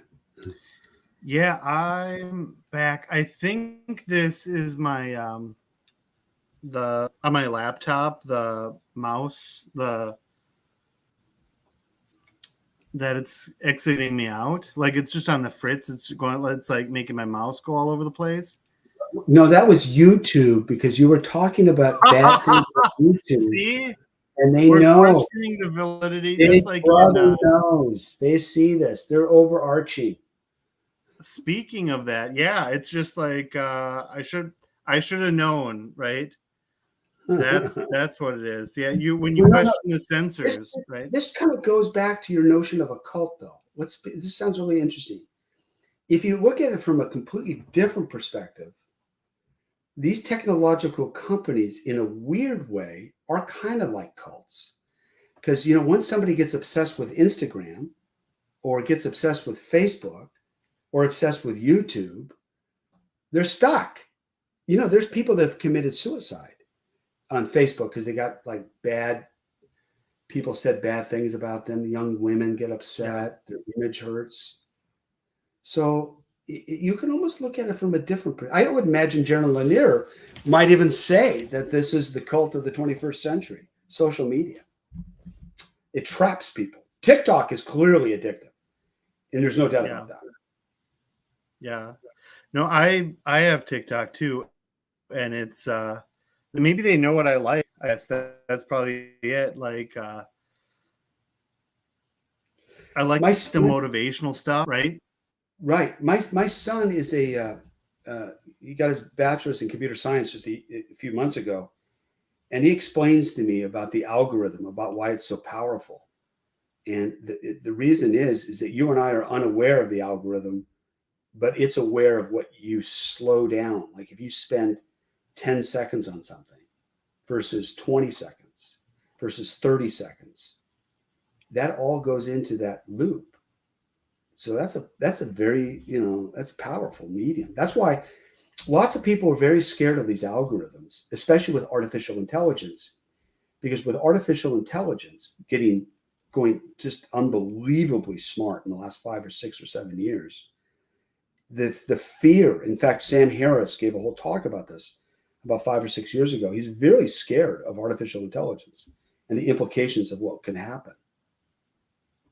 Because we you know, what was it Nick Bostrom said? You know, we might end up as a paperclip factory, or like the Matrix, we might just, you know, let us simulate all sorts of things as they take our electrical energy off. Yeah. And I'm reminded of Dune, right? Yeah. Like in the before the original Dune book, it had already been like technology had taken over, right? Their AI had gone crazy. And so now I don't know if you're into Dune, but Oh yeah, of course. That was my brother's favorite novel of all time. He loved it. yeah, By Frank Herbert. Yeah. yep. And now it's like the biggest law in the universe. You will never create a machine in the likeness of a human soul, right? And That's the fear. I mean, it's already got. If you think about it, my dad, who's a very smart man, once argued to me back. I think it was after 2001: A Space Odyssey. He said, "A computer will never beat a grandmaster at chess." That's my dad's claim. And my dad's dead, and he's wrong, because in 1997, Deep Blue beat Gary Kasparov, who at the time was probably the greatest chess master in history. But the more significant thing was in 2015, I think, or 2016, where they developed Google developed I think it was called AlphaGo, yeah. to beat Lisa Dahl, who's the greatest player of Go. Now, Go is infinitely more complicated than chess. Then they created another thing called AlphaGo Plus to play AlphaGo AI against AI, and it beat it to like 100-0. Mm-hmm.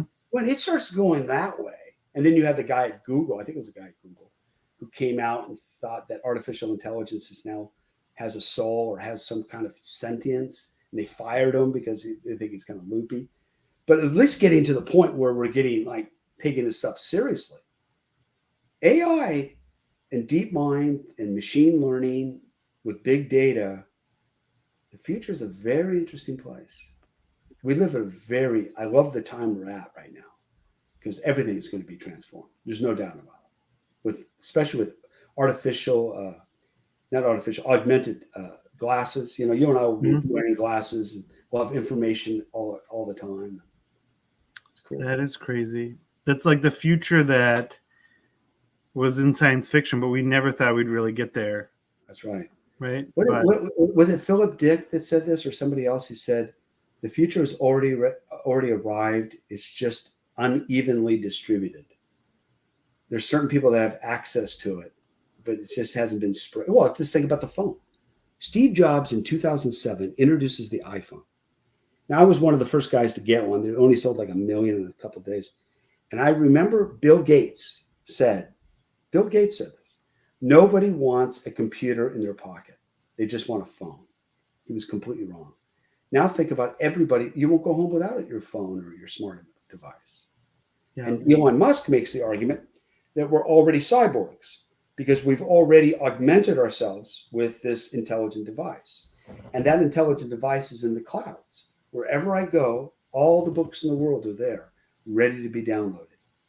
And so the world we live in, you and I live in, is a completely different world than anybody would have imagined back in the 19th. If I would love to see my dad and say, "Dad, in the future, there's going to be a box, and you could type into this box anything you want, and it'll give you all the information you need," he wouldn't believe me. Yeah. Yeah, I remember seeing a meme that if the ancient Egyptians or whoever it was would know that we have this incredible computational power, right? And you can have access to any piece of information. Like, you just have to ask. And we use that we use it to look at videos of cats, which is kind of... The Egyptians might like that. They like their cat. Yeah, exactly. Well, I think that's why they picked the Egyptians for the meme. Yeah, because maybe they would that like right. The technology. No. But it's really interesting how you say that. I mean, just think about it. It's just amazing. Well, here's an example. The greatest library in ancient times, talking about Egypt, was the Alexandrian Library. As far as we can tell, it may have had 400,000 different manuscripts or whatever they had. Today, we're exponential. We have millions and millions of books for free. But nobody ever gets excited about it. I always tell people, I guess, imagine you go backwards in time and you take one of these, like the slaves or serf, and say, look, I'm going to give you the Alexandrian library. It's yours. They go out of their mind. But we have that, and now we're like, what's next? It's a very interesting thing, how much we have and how little we actually use it to better our lives. Yeah. Why do you think that is? Because we'd rather watch cats on YouTube and we'd rather kind of mess around. And, we're kind of a lazy species. I mean, on one level, we're just kind of lazy. And understandably so. I mean, life's tough enough. Yeah. Entertaining ourselves to death. Amusing ourselves to death by Neil Postman. We used to use that book at UCSD. Yeah. He was against television because he thought it was just dumbing us all down. Yeah. Or what was that book? I think was it Philip K. Dick, where we're far into the future and that it's all about like making people subservient, but by giving them like drugs and entertainment. Aldous Huxley did that in Brave New World. And he also did, his last novel was Island. And he talked about this thing called soma, which, of course, is a very famous thing in Hinduism, which was probably some kind of drink they used to take. Wasson, the botanist, ethnobotanist, believed it was fly agaric mushroom, but there's really no evidence. But the punchline is, you're right, Aldous Huxley felt, versus George Orwell. See, George Orwell had the idea of Big Brother. There's going to be like a totalitarian state. Aldous Huxley kind of reversed that and said, no. You just give them entertainment. That's how you control them. Think about that. We're on Netflix, Hulu. Oh, yeah. And we're all just like, give me more on our phone. And we are entertaining ourselves to death. Nobody goes deep anymore. I don't know if you notice this, but it's very rare for me to meet somebody who really reads a book anymore. Even Sam Harris admits he doesn't have the time anymore. That's why podcasts are good.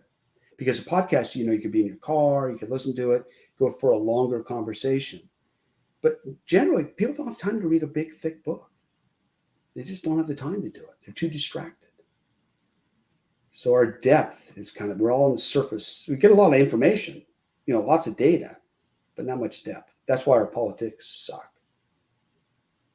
Yeah.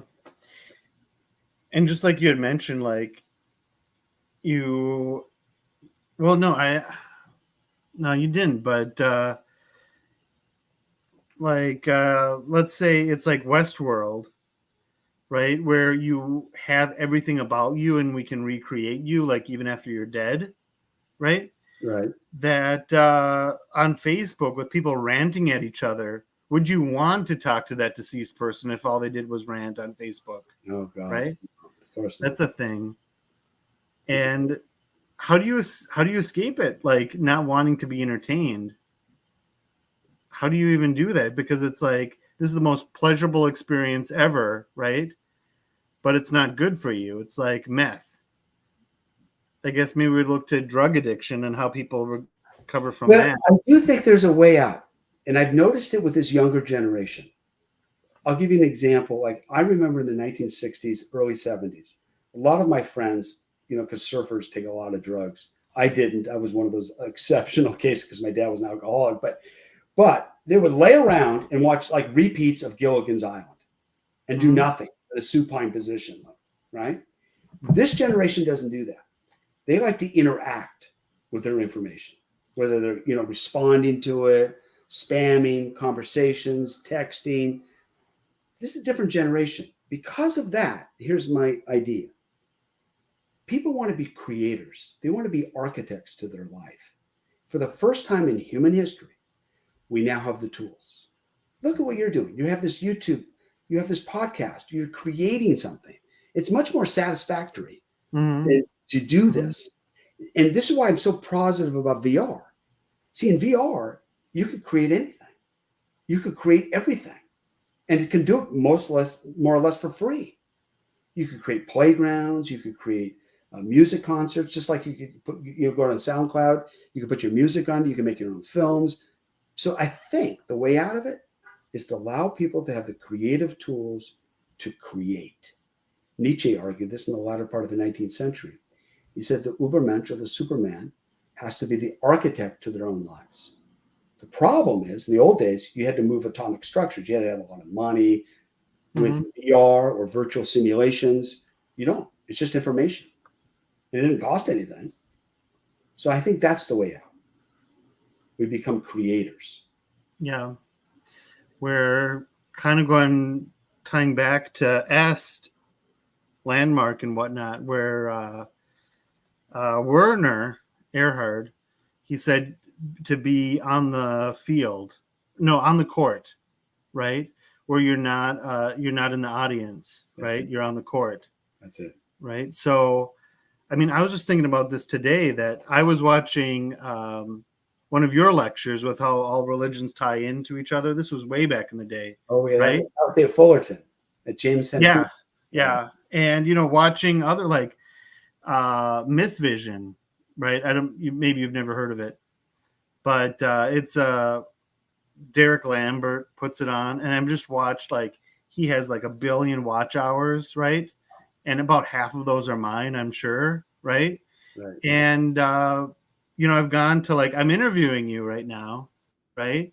If you call this an interview conversation, I guess, because I don't have my list of questions. But and then on Facebook, on Facebook Messenger, I'm calling Derek, right? And I just got so into this podcast thing or YouTube channel that, like, I always thought, wouldn't it be cool to be the person talking to?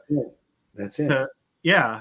And then so, I mean, my very first one was with Dr. Price, who I thought his ideas were fascinating, still are, right?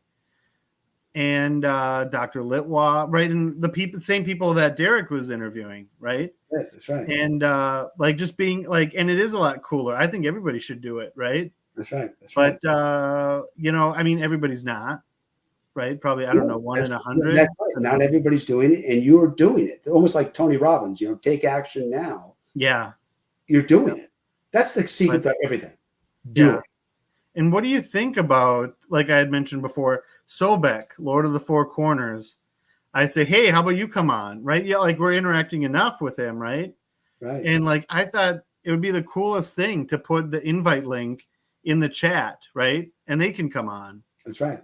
And ask questions or debate or disagree or argue. The only problem is you want to have it not become like full chaos, where people start yelling and screaming. It becomes like Maury Povich show back in the 80s, where people throwing chairs at each other. Yeah. Aldo Rivera.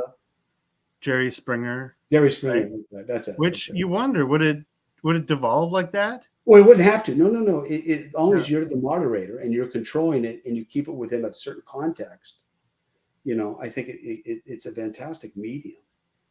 I tell my students, I teach philosophy classes and all that, and I always tell them the first day, you probably don't know this, but on the very first day of class, I tell them they have to create their own website.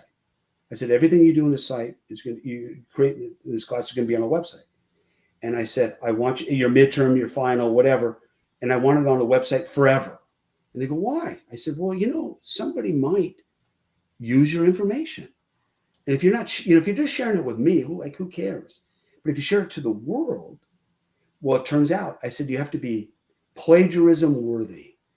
You want some guy in Singapore who doesn't know anything about Kierkegaard or Immanuel Kant, and one night, it's Thursday night, he's got to write a term paper. He types in Mount San Antonio College, thinks it's from Texas. He finds the term paper that's not very good, but it's good enough. He copies and pastes it. Boom, he gets a B in the class. He loves Mount Sac. And I've been plagiarized a lot. And I always take it as a compliment. Like, wow, Jesus, plagiarism worthy. Yeah. But if you're not, as you said, if you're not doing it, if you're not in the game, nobody's getting influenced. It's like the California lottery. If you don't buy a ticket, you're not going to win. Yeah. And the idea of somebody plagiarizing you is kind of interesting. If it's one of your works accusing people of plagiarism and somebody plagiarizes that's pretty meta, isn't it? It was fun. It happened to me. I was in an Indian restaurant because I love Indian food. I was eating something, and I was reading the World Sikh News. There's like this newspaper, the Sikhs. It was founded by Guru Nanak in the 15th century. But they have this news, and I always like to read when I'm eating.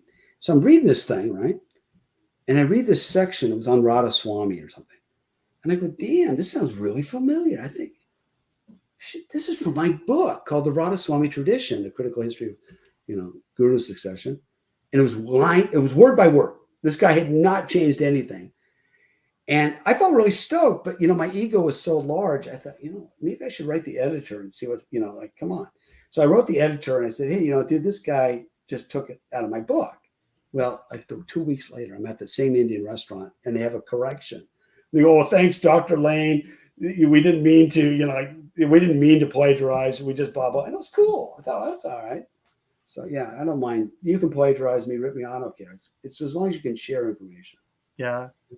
I've written some articles and I see them. I would read other publications and they have me, like, it's not plagiarism because they attribute it to me. Oh, nice. But they never got my permission for it. Yeah. But I'm pretty stoked that, I mean, I don't have a formal CV, but I'm like, I could put it that I was publishing this now, right? That's right. What's so cool about that is it's like electricity. You're sharing your knowledge, and somebody thinks it's good enough that they chose to select it. Yeah.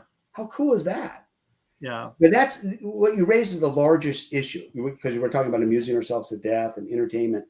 Well, if we're creating the entertainment and we're in control of it and we're contributing to the body of knowledge, that's a wonderful world. That's a better world. And so hopefully that's what school should do. I always think I hated school my whole life. I thought school sucked. Okay, I just terrible. My wife's a good, she was a PhD, real smart. I had PhD, but who cares? But it was all manipulating, how it was. But I always tell my students, I said, the key with school is to create a product in every class you go to. Whatever that, no matter how bad the teacher is, create a product that you can be proud of. And then put that product online somewhere. Yeah. Yeah, I was taking a data analytics boot camp, and have you ever heard of GitHub? No. It's GitHub, GITHUB. Sounds familiar. Tell me about it. Well, that's another thing, because I thought I was very tech savvy, right? Until I wanted a program that could, do special stuff, right? And not have to pay a whole bunch of money for it. Right. And I found it on GitHub, which is like you make a project, you put it up there, anybody can use it. Oh, nice, right? nice. I like that. And they call them repositories, where you can just keep your stuff and anybody can access it. And in this class, each chapter you create some kind of thing, right? And then you put it up on the repositories that you make, or repos they're called.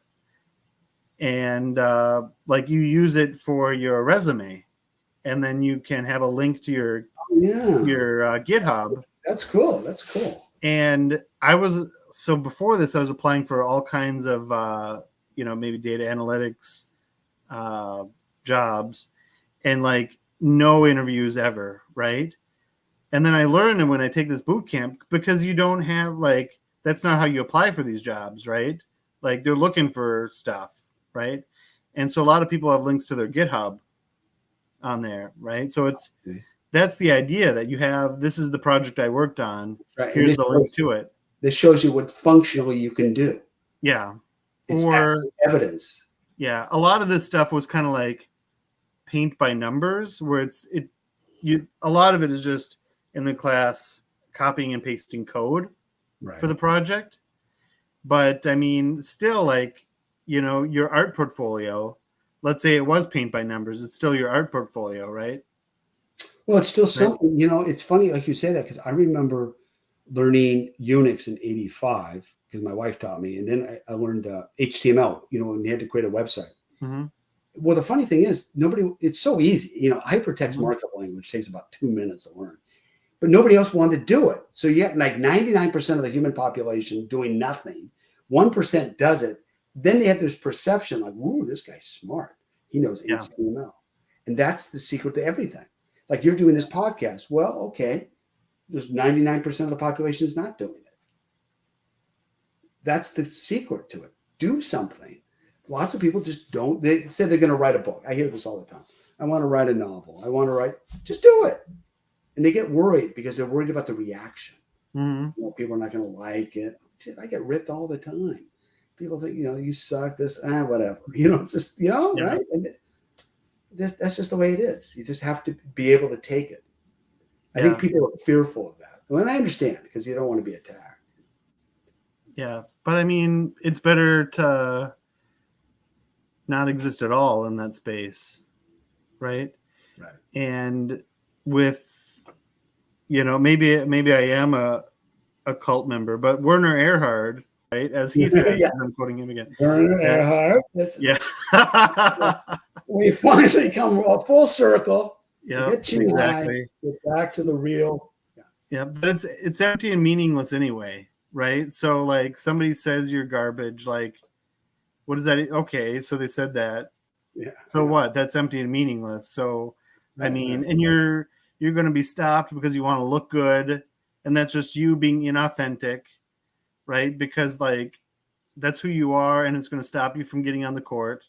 Right. That's right. And you don't live. Right. That's right. Because everybody's in the same boat. Everybody's in the same boat. We're all very vulnerable human beings who are like on this planet. Nobody really knows what the hell's going on anyways, right? And so you're right. And I think that's why it's interesting you mentioned Aston, Werner Erhard, and Tony Robbins, Ching, and all these things. The thing that people forget is that most of it, or not most of it, but a lot of it works. It helps people. Mm-hmm. That's why they do it. I mean, if it's not helping them, they're not going to do it. So they're getting some benefit from it. So you got to look at it from a more positive perspective versus everything negative. And you're a member of this and that. Yeah, it works for them. Yeah, and and the whole you do it and you fail and you look bad.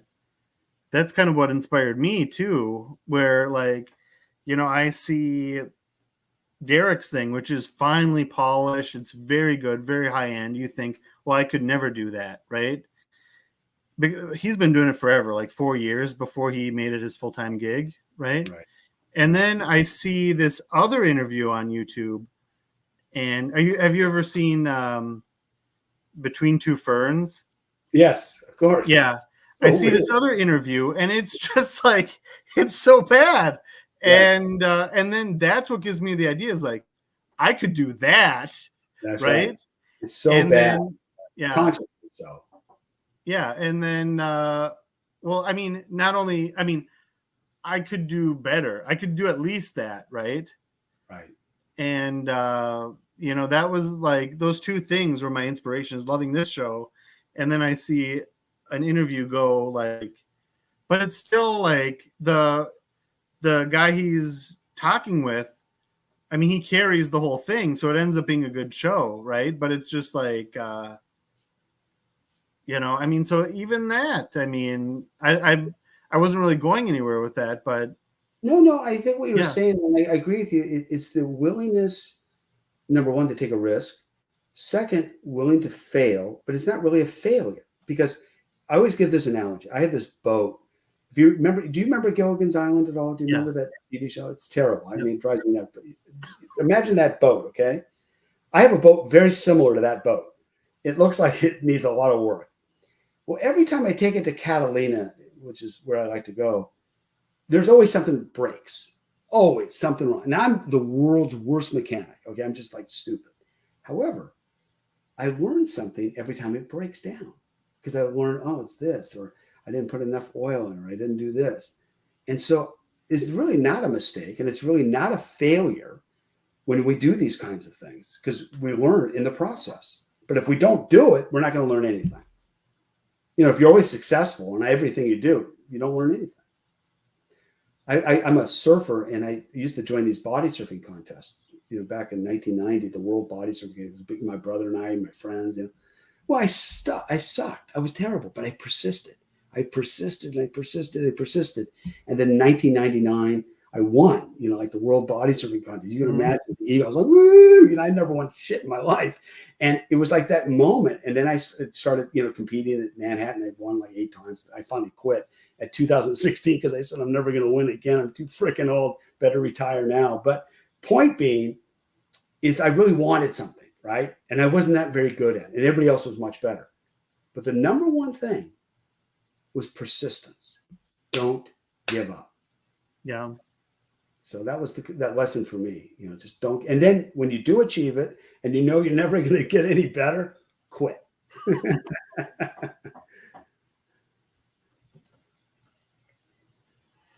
Yeah.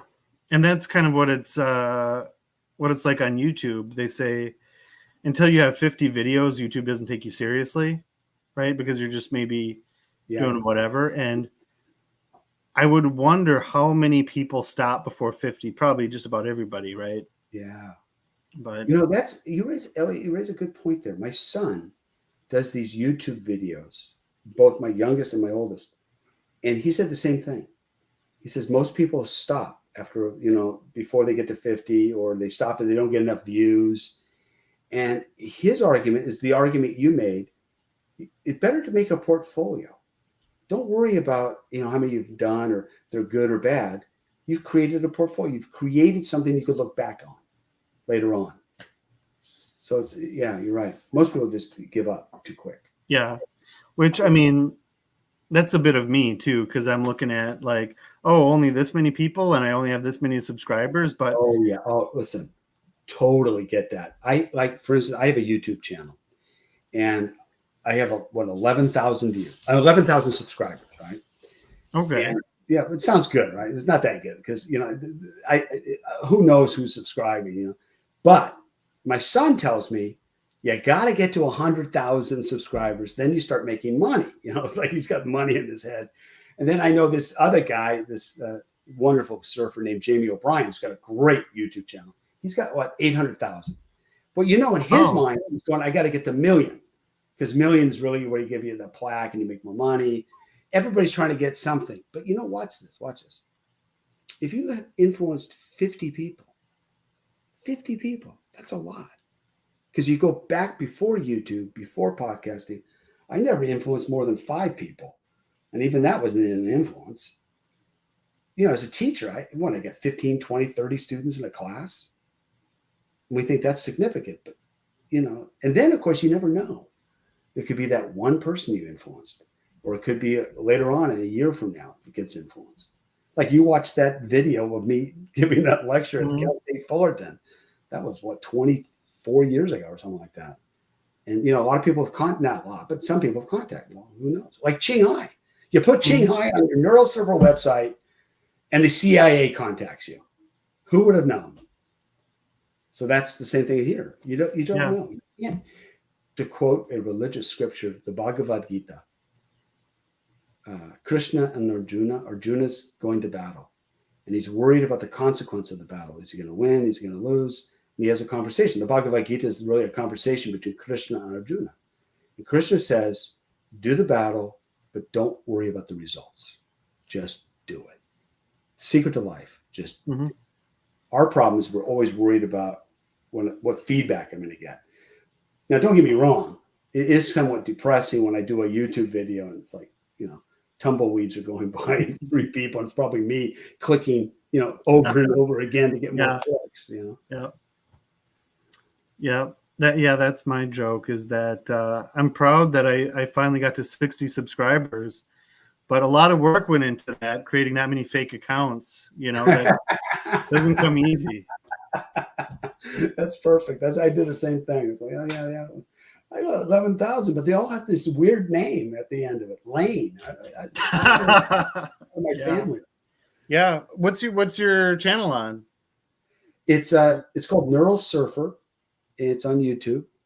And I've done about 150 films. One film you'll be interested in. One film has 300,000 views. And it's on the world's oldest astrological book that I found in India back in 1978, called the Brigue Samhita. And on this ancient Sanskrit leaf, I'm not making this up, Mm-hmm. Apparently it will tell you about your future life. Well, in my case, it said my name on this leaf, talked about my future life, how I was going to make the Brigue Samhita famous, yada, yada. Well, I wrote an article about it in Fate magazine back in the 80s. And then it got picked up by the Encyclopedia of Parapsychology and Occultism. And it became a big thing. Like the Brigue, like everybody wants to go find this astrological book. Well, I, of course, think it's a fraud, probably apophenia and things of that nature. But that became extremely popular. So you never know what's going to hit. So I made videos on that kind of stuff. Yeah, that is interesting. How does it divine your life? How does it? Yeah, there's a good point. There's a lot of theories about it, and one of them is that maybe that information is passed to them before you go to the library. Let me back up for a second. I have a lot of friends who literally believe in it, literally think it's the Akashic records brought down from the astral planes down onto the earth plane. But you're going to like this. The guy who won the Nobel Prize for developing PCR in deoxyribonucleic acid, DNA, the way to make copies of it, he believes not in the Brigue Samhita, but he believes in astrology. In fact, he wrote a book, Dancing Naked in the Minefields is the name of it. And so he believes in astrology. So a lot of people believe, but I don't. Mm-hmm. I'm not really absolutely certain how they did it. I don't know if it's fraud or it's a way of getting the name from people without them knowing it, and they just read it into the Sanskrit. I'm not sure. There's lots of debate about it, but it's very popular. I know that. And this is in India? In India, yeah. It's this book. The Sage Brigue apparently lived thousands of years ago, and he was given this divine gift to write down the life stories of people that were meant to go to read this leaf, which is in Sanskrit. And I went with Professor Bhagat Ram Kamal and this guy named Swami Yogeshwar Ananda Saraswati. And we went there and it had this leaf and it said my name and said why I was there, said I would make it famous, and said I'll come back again to India many times. It was very sweet. I mean, it was kind of fun. I don't believe in astrology, so I just thought that.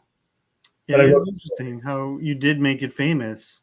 I know, it's ironic. I know. It's one of those, and people see, Dave. Well, it's like in the Matrix, how she says, "Oh, and don't worry about the." Oh yeah. What was it? What does he knock over? The base that fell or something. Yeah, don't like worry about the lamp. Was it a lamp? Yeah, I don't remember. It doesn't drive the story, but she's like, "Don't worry about the lamp," right? And then he's like, "What lamp?" Yeah. And he turns around and he smashes the lamp. Right? Yeah. So you wonder. I almost want to go to that library and see, but. Well, it's funny you say that, because once I wrote that article, now Fate magazine was like the National Enquirer for the paranormal.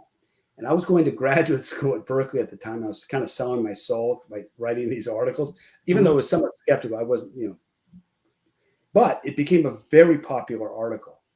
And that's why the movie became popular. I mean, the little movie I made. And I think people got fascinated by the idea that they would go to India, find this ancient leaf, and see their name on it. That idea that there's some kind of purpose or meaning or destiny in their person's life. And it was weird. Don't get me wrong. The people I was with believe it. The Swami believed it. I think Professor Bhagat Ram Kamal believed it. They literally said, that's your name in Sanskrit. This is what you are. In my previous life, I was a yogi in Calcutta or something like that. But here's the punchline. At the very end of the reading, and the reason I'm skeptical of it, it says, in order to pay off a previous sin in a previous life, you should probably pay 150 rupees to the astrologers. Now, 150 rupees back then was about 15, 20 bucks.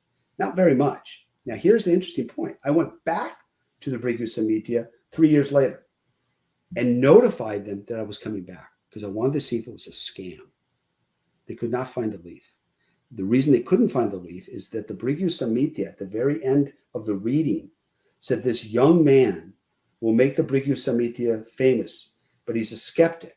So he'll be allowed to keep the leaf so I could take it back to test it, carbon dating. So I got the leaf. I gave it to Swami Yogeshwar Ananda Saraswati. I said, hold the leaf, because I had to go to the Punjab. I had to go to the Golden Temple of the Sikhs. And I didn't want to carry it on an Indian bus, crazy. So I said, I'll come back in 3 weeks. I'll take the leaf back to UC Berkeley. We'll do testing on it to find out, is the paper old? Is the ink old? Was the ink old and the paper old? And they put it together modern, all that stuff. I get amoebic dysentery, get really sick. I have to leave India relatively earlier than I thought. I write to Swami, can you send me the leaf? I get a letter back. He died, and the leaf has been destroyed because they didn't know the value of it. That's the true story. That's wild. Yeah, it's got that kind of romantic Indiana Jones kind of thing. Yeah. And on the physicist I was thinking of, not the chemist who won the Nobel Prize, his name is Kary Mullis. And he won the Nobel Prize. Now, he believes in astrology, but there's a story about Kary Mullis I got to tell because I think you'll find it funny. Now, here's a famous Nobel Prize winning guy. Okay, he's also, if you look at the cover of his book, he's got no shirt on and he's got a surfboard. Like, he really wants to be known as a great surfer. Okay, a friend of mine, Kim McConnell, I think his name was head of the visual arts department at UC San Diego. Now, Kary Mullis at the time was living down in La Jolla. And they went to one of these academic intellectual parties that, when they get together, they drink too much wine and they start talking about their latest books. And, when I was out, yapping. Well, they got in an argument. Kary Mullis, Nobel Prize winner, and my friend Kim McConnell, who's a good surfer. And they got in a big argument about politics. And Kary Mullis gets pissed off and says, I won the Nobel Prize. I know what I'm talking about. Now, Kim McConnell, with the greatest comeback of all time, looks at him and goes, yeah, you won the Nobel Prize, but I've seen you surf and you suck. And that just threw him off. So they go outside and they start doing one of those 8th grade pushing fights, So I always imagine that Kary Mullis has got the Nobel Prize around his neck. Call me a good surfer. He was really pissed off because he wanted to be known. And by the way, I've seen Kary Mullis surf. He's now dead, so I can say this. He did suck. He's no good. But he won the Nobel Prize. So it's one of those, ego things where people do stuff. But he believes in astrology. He wrote a whole chapter about it. Yeah. So a smart guy, So I better shut up. He's smarter than I am. Yeah. There's a lot that reminds me of. Have you heard the story of the Marsaba letter? Tell us. Remind me of it. Morton Smith. Oh yeah, of course. Morton Smith from Columbia, where he finds that passage of that. Yeah. Whether it was fraudulent, like did he? Yeah, exactly. And then it disappears. Right? They can't test it. Right. Same thing with that leaf, right? That's right. He made a whole career out of that. I mean, the secret gospel. That was a huge thing. Jesus was probably, may have been gay. Of course, Morton Smith, and I'm going to say, was gay himself. So some people felt it was his way of justifying it. Yeah. There is a weird passage in the Gospel of Mark, if I'm not mistaken, where they come to arrest Jesus and he's with a young man and they grab his robe or whatever, and he's got a sheet on and he's naked underneath it. That's in the Gospel of Mark. It's a weird passage. Yeah. So I think they play off of that as well. Yeah. And I always wonder about that, if that has to do with like a mystery school, because the whole, like there's certain motifs that especially ancient religions have, like Polaris, that's where we go when we die. There's some kind of initiation, just like LDS, the endowment ceremony, where there's that sheet. And back in the day, you were naked underneath it, right? That's right. And I wonder if it's not a mystery school that was referencing. But you got a good point. First answer, of course, we don't know. But second answer is, well, there was a lot of that stuff going on. Those mystery schools were there and they were popular. Yeah. And the whole idea about the secret teachings and the whole idea about teaching parables that only the disciples would really understand the meaning of it, where outsiders wouldn't get the kind of the inside knowledge. We see this in India with this initiation ceremony, where they claim it's secret, but it's really not, where they give you these, the 5 names and they teach you how to sit a certain way. And they make it, it's silly, but the idea that there's some secret information being transmitted, I'm sure must have happened back in those days in Jesus' time. Really. Yeah. So the leaf, there was a sage back in the day, and he would write all these leaves for people in the future. Is that what happened? What has he got? What's he doing? I mean, exactly. The argument is this: Sage Brigue, very famous rishi, ancient man, not thousands of years ago. Some people say 3,000, some people say 5,000. It's just a legend. But the fact of the matter is this: he had this knowledge, foreknowledge of the future, and what he did is he transcribed the life story of certain people on these leaves. Now, the story today is that only certain places in India have the original leaves, the original things for which they transmit or copy. I was told that in Hoshiarpur, which is in the Punjab, they have the real library, the real relic. And the argument is that only certain people are destined to find this library or to find the right place with the right leaf. And when they do, the day you arrive, or the moment they arrive, they do a chart of the moment you arrive. And then they try to correspond that with the leaves they have to see if there's anything that corresponds, because that earlier leaf that was written by Sage Brigue should match up. And if it does match up, they'll find out something about your life. So with me, they said this young man has come from an island across the sea. His name is David Christopher Xavier Lane. He's come to study gurus and sages, and he will make the Brigue Samhita very famous. And he'll come back again, that kind of thing. So I go back to, as you know the story, and I go back, I write this article, and it becomes extremely popular. I mean, very popular. To this day, I get letters almost every week from somebody wanting to find those. Now, here's the interesting point. Now, you go on the internet, you can type in Brigue Samhita, and they go to the real library, like we're the real guys. You can consult us, just, Zoom us, do WhatsApp. And there's a whole bunch of them. They're all frauds, just making money off people. So the real library, the one I went to, I can't find anymore. I don't have no location. Interesting. Yeah. Great movie, Yeah. Was it made into a movie, you said, or? Oh, the movie is, I think I think it's called, hold on, just find out. It's called the world's oldest astrological book, something like that. Let me just check it out here. I'll just make that. So the world's oldest astrological book, Brigue Samhita, YouTube. Let's see what happens. Because you think I'd remember this stuff, and I can't. I think that's what it's called. If you go to my Neurology channel, you'll find it. Yeah. And it's my most popular movie by far. Yeah. It's not 87 to 90% are all people from India that watch it. Interesting. I've been contacted many places about it. And the Encyclopedia of Parapsychology and Occultism, which is online, I think you can find it, has a whole article about it. And they think it's real too. So, but no, my gut, my Occam's razor. Yeah. No, I don't buy it. It's interesting. It's but there's like those kinds of people love those kind of mysteries, Mm-hmm.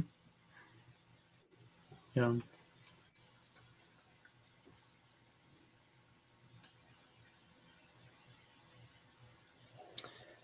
All right.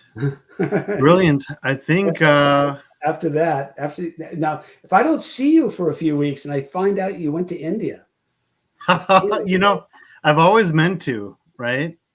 I'll go. If you ever do go to India, you should talk to me. I've been to many times. I have lots of friends in India. Yeah. And I know exactly how to do India really well. So it's safer, I'm supposed to go back in September. I was supposed to give a talk, my wife and I, at the Dialogue Educational Institute in September. They're having a conference on consciousness. Yeah. And so you've never been to India, right? No. Yeah. You did. It's wonderful. People are very sweet. Yeah.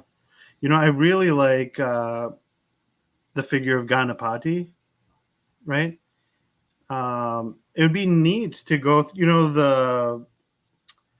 where is it? I forget the name of it, but there's the 8 temples dedicated to Ganapati, and people do the pilgrimage, right? That would be neat to do. Yeah.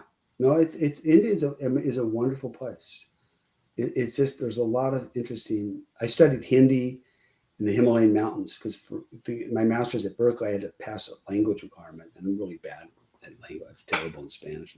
So I went to the Himalayan mountains to study at Landauer. And that's just mad. And then, of course, in the Punjab, the Golden Temple of the Sikhs is one of the most beautiful experiences of my life. It's really, really an amazing place. And then meeting Fakir Chand. I met all these gurus. That was the fun part. I met all these different gurus. And you got the inside stuff. It was a lot of fun. I was young back then. I was 22. And, I didn't know. Yeah. Now I bet you could do that via Skype. Zoom, right? In fact, you're absolutely right. It's a lot easier not to go to India. Just do it on Skype and Zoom people, and you get a lot more information, a lot quicker too.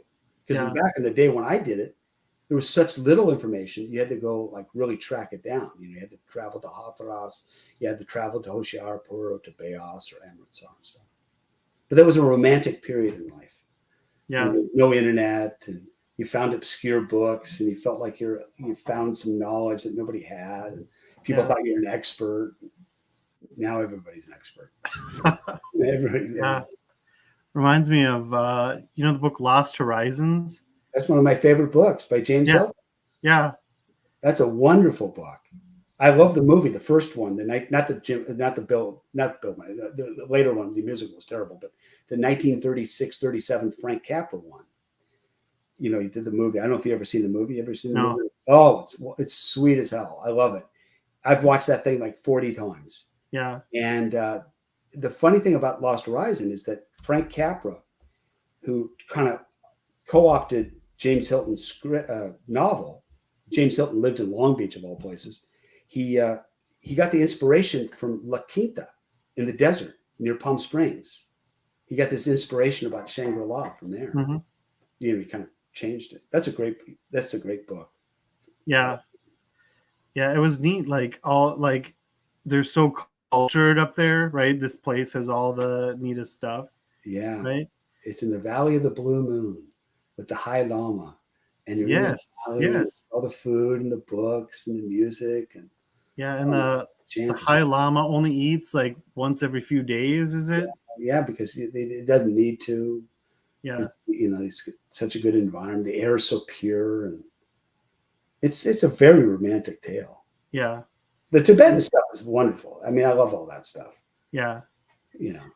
And when I read that book, that was my first reference I came into with Freemasonry. I never heard of it before. There's a mention in there, like he identifies in this building. They're going through old Chopin, right? If you remember that part, and it's lost Chopin songs. That's right. And there's an expert on Chopin, and he's like, the guy is stunned because he doesn't say straight out of the gate, no, this is a fraud. This isn't real. He's just like, yeah, this is interesting because it was so similar, right? Maybe it is. That's right. And then he's identifying Masonic symbols on there, right? And then I eventually joined the Masons, right? Wow. And it was the coolest thing ever, right? Because there's nothing like it, right? And it's a whole new world of of everything. Symbols, rites, and rituals. Yeah. Yeah. But the twist at the end where they're all really skeptical, was that real, right? And then at the frame of the story, they say, and that woman that you talked to, was she young? Was she old? And then the person says, oh yeah, quite old. And then there's the whole thing that was all legit, right? Yeah, and then when she walks out of Shangri-La, she ages. The movie does an interesting job of it. It kind of, in a weird way, makes it better than the book, because in the movie, what he does is he makes the guy who's going to take over the succession of the High Lama, he makes it that it's his brother, not just some guy who got on the airboat. Yeah. So his brother that he wants to take care of. The movie does that. The book doesn't do that. The book doesn't have it as his brother. How would they do that? Because the guy that's supposed to take over is the guy's brother?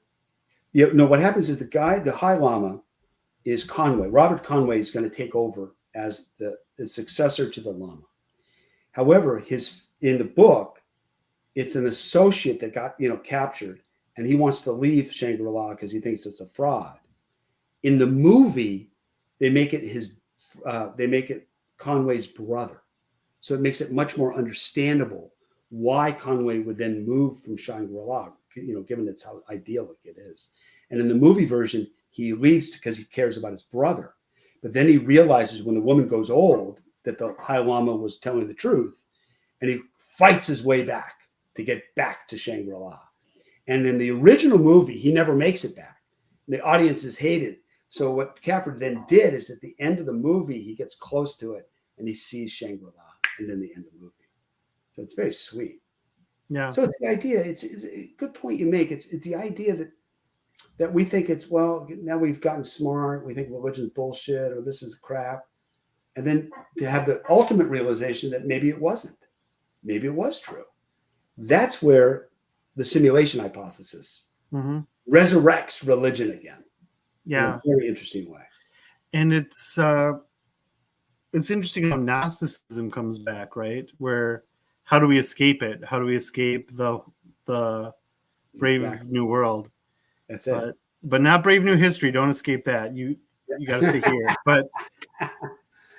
But and the whole, I mean, as we've advanced scientifically, that what is the origin, right? Like, where does this all come from? It's really, can we ever know it, right? It's unknowable. That's right? It. But everything somehow emanated from it. That's right. Right? And that's Gnosticism, right? Like, we know what the experience that we know isn't really what's happening, right? There's a greater thing out there. Let's play this out. Gnosticism is a genuine insight that we don't see reality as reality. That's a genuine, it's true. Neuroscience will say it. Physics will say it. We do not see reality as it is. We only see a sliver of it, very tiny sliver of it. And from that, we create the worlds that we think we exist in. So Gnosticism is a genuine insight. The problem is that it was based on mythology, most mythological ideas, archeons and demiurges and things that people can't believe in anymore. Okay, science comes around, resurrects Gnosticism's deep insight. Reality is not what it seems. And guess what? Now we have the simulation hypothesis. Now we have parallel universes. Now we have the multiverse. Now we have physics resurrecting plausibility. So now we can believe again how weird this place is. Yeah. And as you mentioned, this is where it becomes fun. How do we exit? How do we get out of the matrix? And religion comes around and says, I'll tell you how to get out of it. So, yeah. I did. I think it's cool. Yeah. And you think of it like from a day-to-day thing. Like, let's say you're a cog in a corporation, right? And we talk about principalities and powers, right? The demiurges or the shattered demiurge that kind of keeps you in line, right? They're just there to give you enough to kind of keep you going, right? Under their rule. That it's called my wife. Yeah, maybe that's where her interest in Gnosticism yeah, looks at it as like a how-to book, right? But that we think of it like, let's say like you couldn't light up a cigarette at your desk, right? Right. And it's not that they care that you don't do it. It's just that's what the policy book says, that's how they have to do it, right? So it's like a force coming down, and it's really, ultimately to make money. That's what corporations do, right? And so the people that would get you fired or whatnot, or how you would get in trouble, they're not acting on their own accord, right? They're doing things themselves. So in a sense, they're like non-player characters, but there are real people, but they're acting it out because they're under the influence. Interesting. Right? Yeah, I get it. And so it's a lot like the demiurge, right? Where it's like you're acting out, like they're functionaries. Yeah, they're just doing. And their blockage to us, because we think they have power, But the secret of Gnosticism is to realize that there's an ultimate power that transcends these functionaries, these demiurges. Yeah, or like Marcion, right? Didn't necessarily believe that there was necessarily a monad above them, Right. but that we should ascend above it, right? And I wonder if it's just the way to get around it is kind of like the get rich quick things or side hustle stuff. Those cults, right, would lead you a way to get around it, like so you don't have to live under the corporation, or just understand that you could just quit tomorrow, open up shop somewhere and work for yourself, right? And then so like it's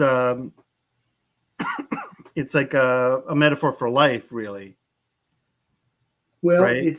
it's the Wizard of Oz. I mean, I feel that that's the greatest metaphorical movie ever made, and I've read that Baum, who wrote the children's book, was somewhat interested in theosophy, which is somewhat Gnostic. And if you think about that, the whole point is that she has the ruby slippers. In the book, it's silver slippers, but in the movie, it's ruby slippers. She always has the power to leave. The wizard has no power. He has none. But it's the perception that he has power that makes him go through the yellow brick road, makes him the journey, do all that stuff. But if you realize that he has no power, and the only power you have is your ruby slippers, you're released. Is that maybe not the metaphor of all the genuine Gnosticism, that the real power is within you? This is what Fakir Chan had said. He said, look, no guru has any power. None. I always tell this to cult guys. This is my big thing. They come to me. We talked about this.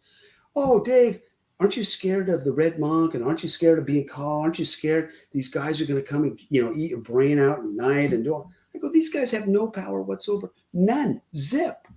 And they think that's so amazing. Like you're not under the tyranny of John Roger or Paul Toy or whoever. Well, they don't have any power. And once you feel that, you get liberated. So with the Wizard of Oz, once you realize that the wizard has no power and the good witch comes down and tells you you've had it the whole time, you're released.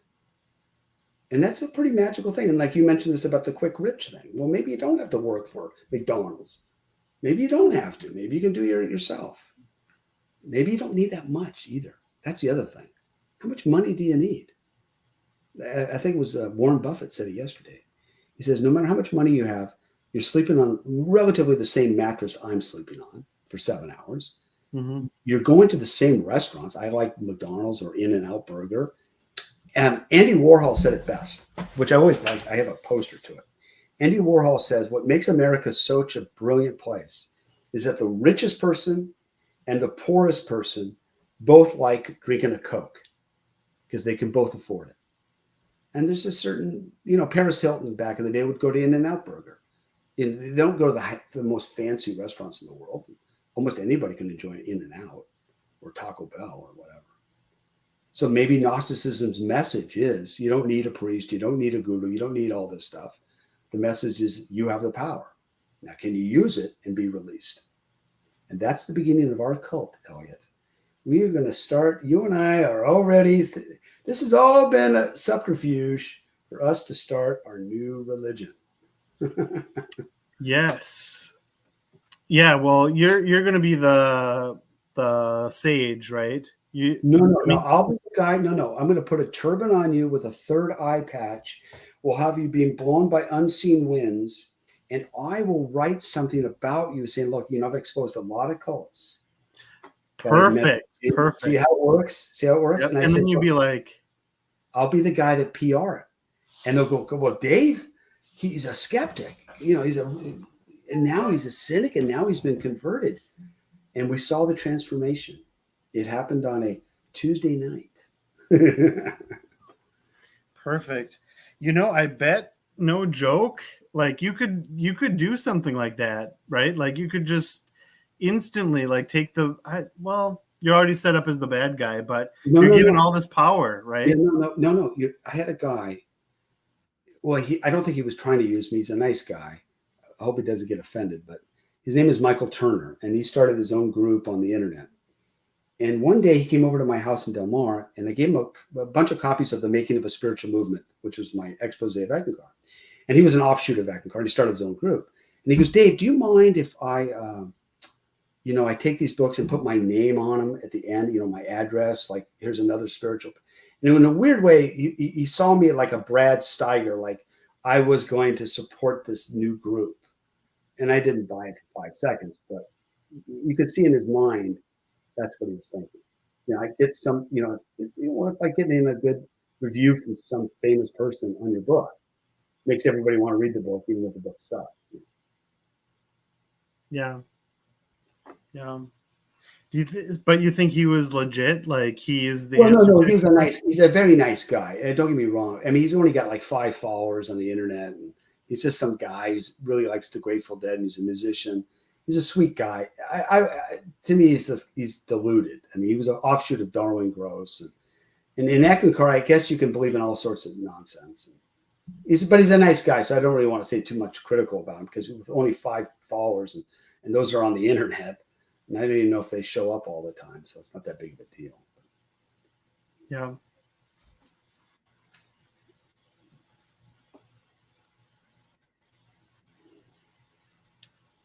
All right, perfect. Cool, man. Yeah, go ahead. No, I like talking to you, Elliot. You're doing a good job, because what you're doing is this conversation. It's kind of interesting. It's a give and take. Yeah, thank you. But yeah, I was thinking, like, do you have any? I don't have anywhere to go with that. I wondered if you wanted to. Any final thoughts? No, it's just that you're a lucky charm about surfing, because the last time I was sunburned like this and the surf was really good. So I think you have some magic there. Maybe I think so too. I think it's definitely causal, right? Yeah. There's no, it's not simply correlation, right? That's right. But yeah, it's a good omen, right? That's that it. Yeah, surfing. Yeah. Cool, man. All right, brilliant. Thank you so much. Thanks, and yeah, I'll check out your channel. That sounds check it out. You'll see some stuff that's not very good, but you check it out. Just add your name as subscriber, so we get to 11,000. I'll like and subscribe, right? Yeah, as everybody should. All right, man. Good talking. All right. Hey, let's keep in touch. I want to know what's going on. Keep in touch. Yeah, definitely. Cool, man. Thanks. All right. Man. Yep. Thanks so much. Bye. Okay.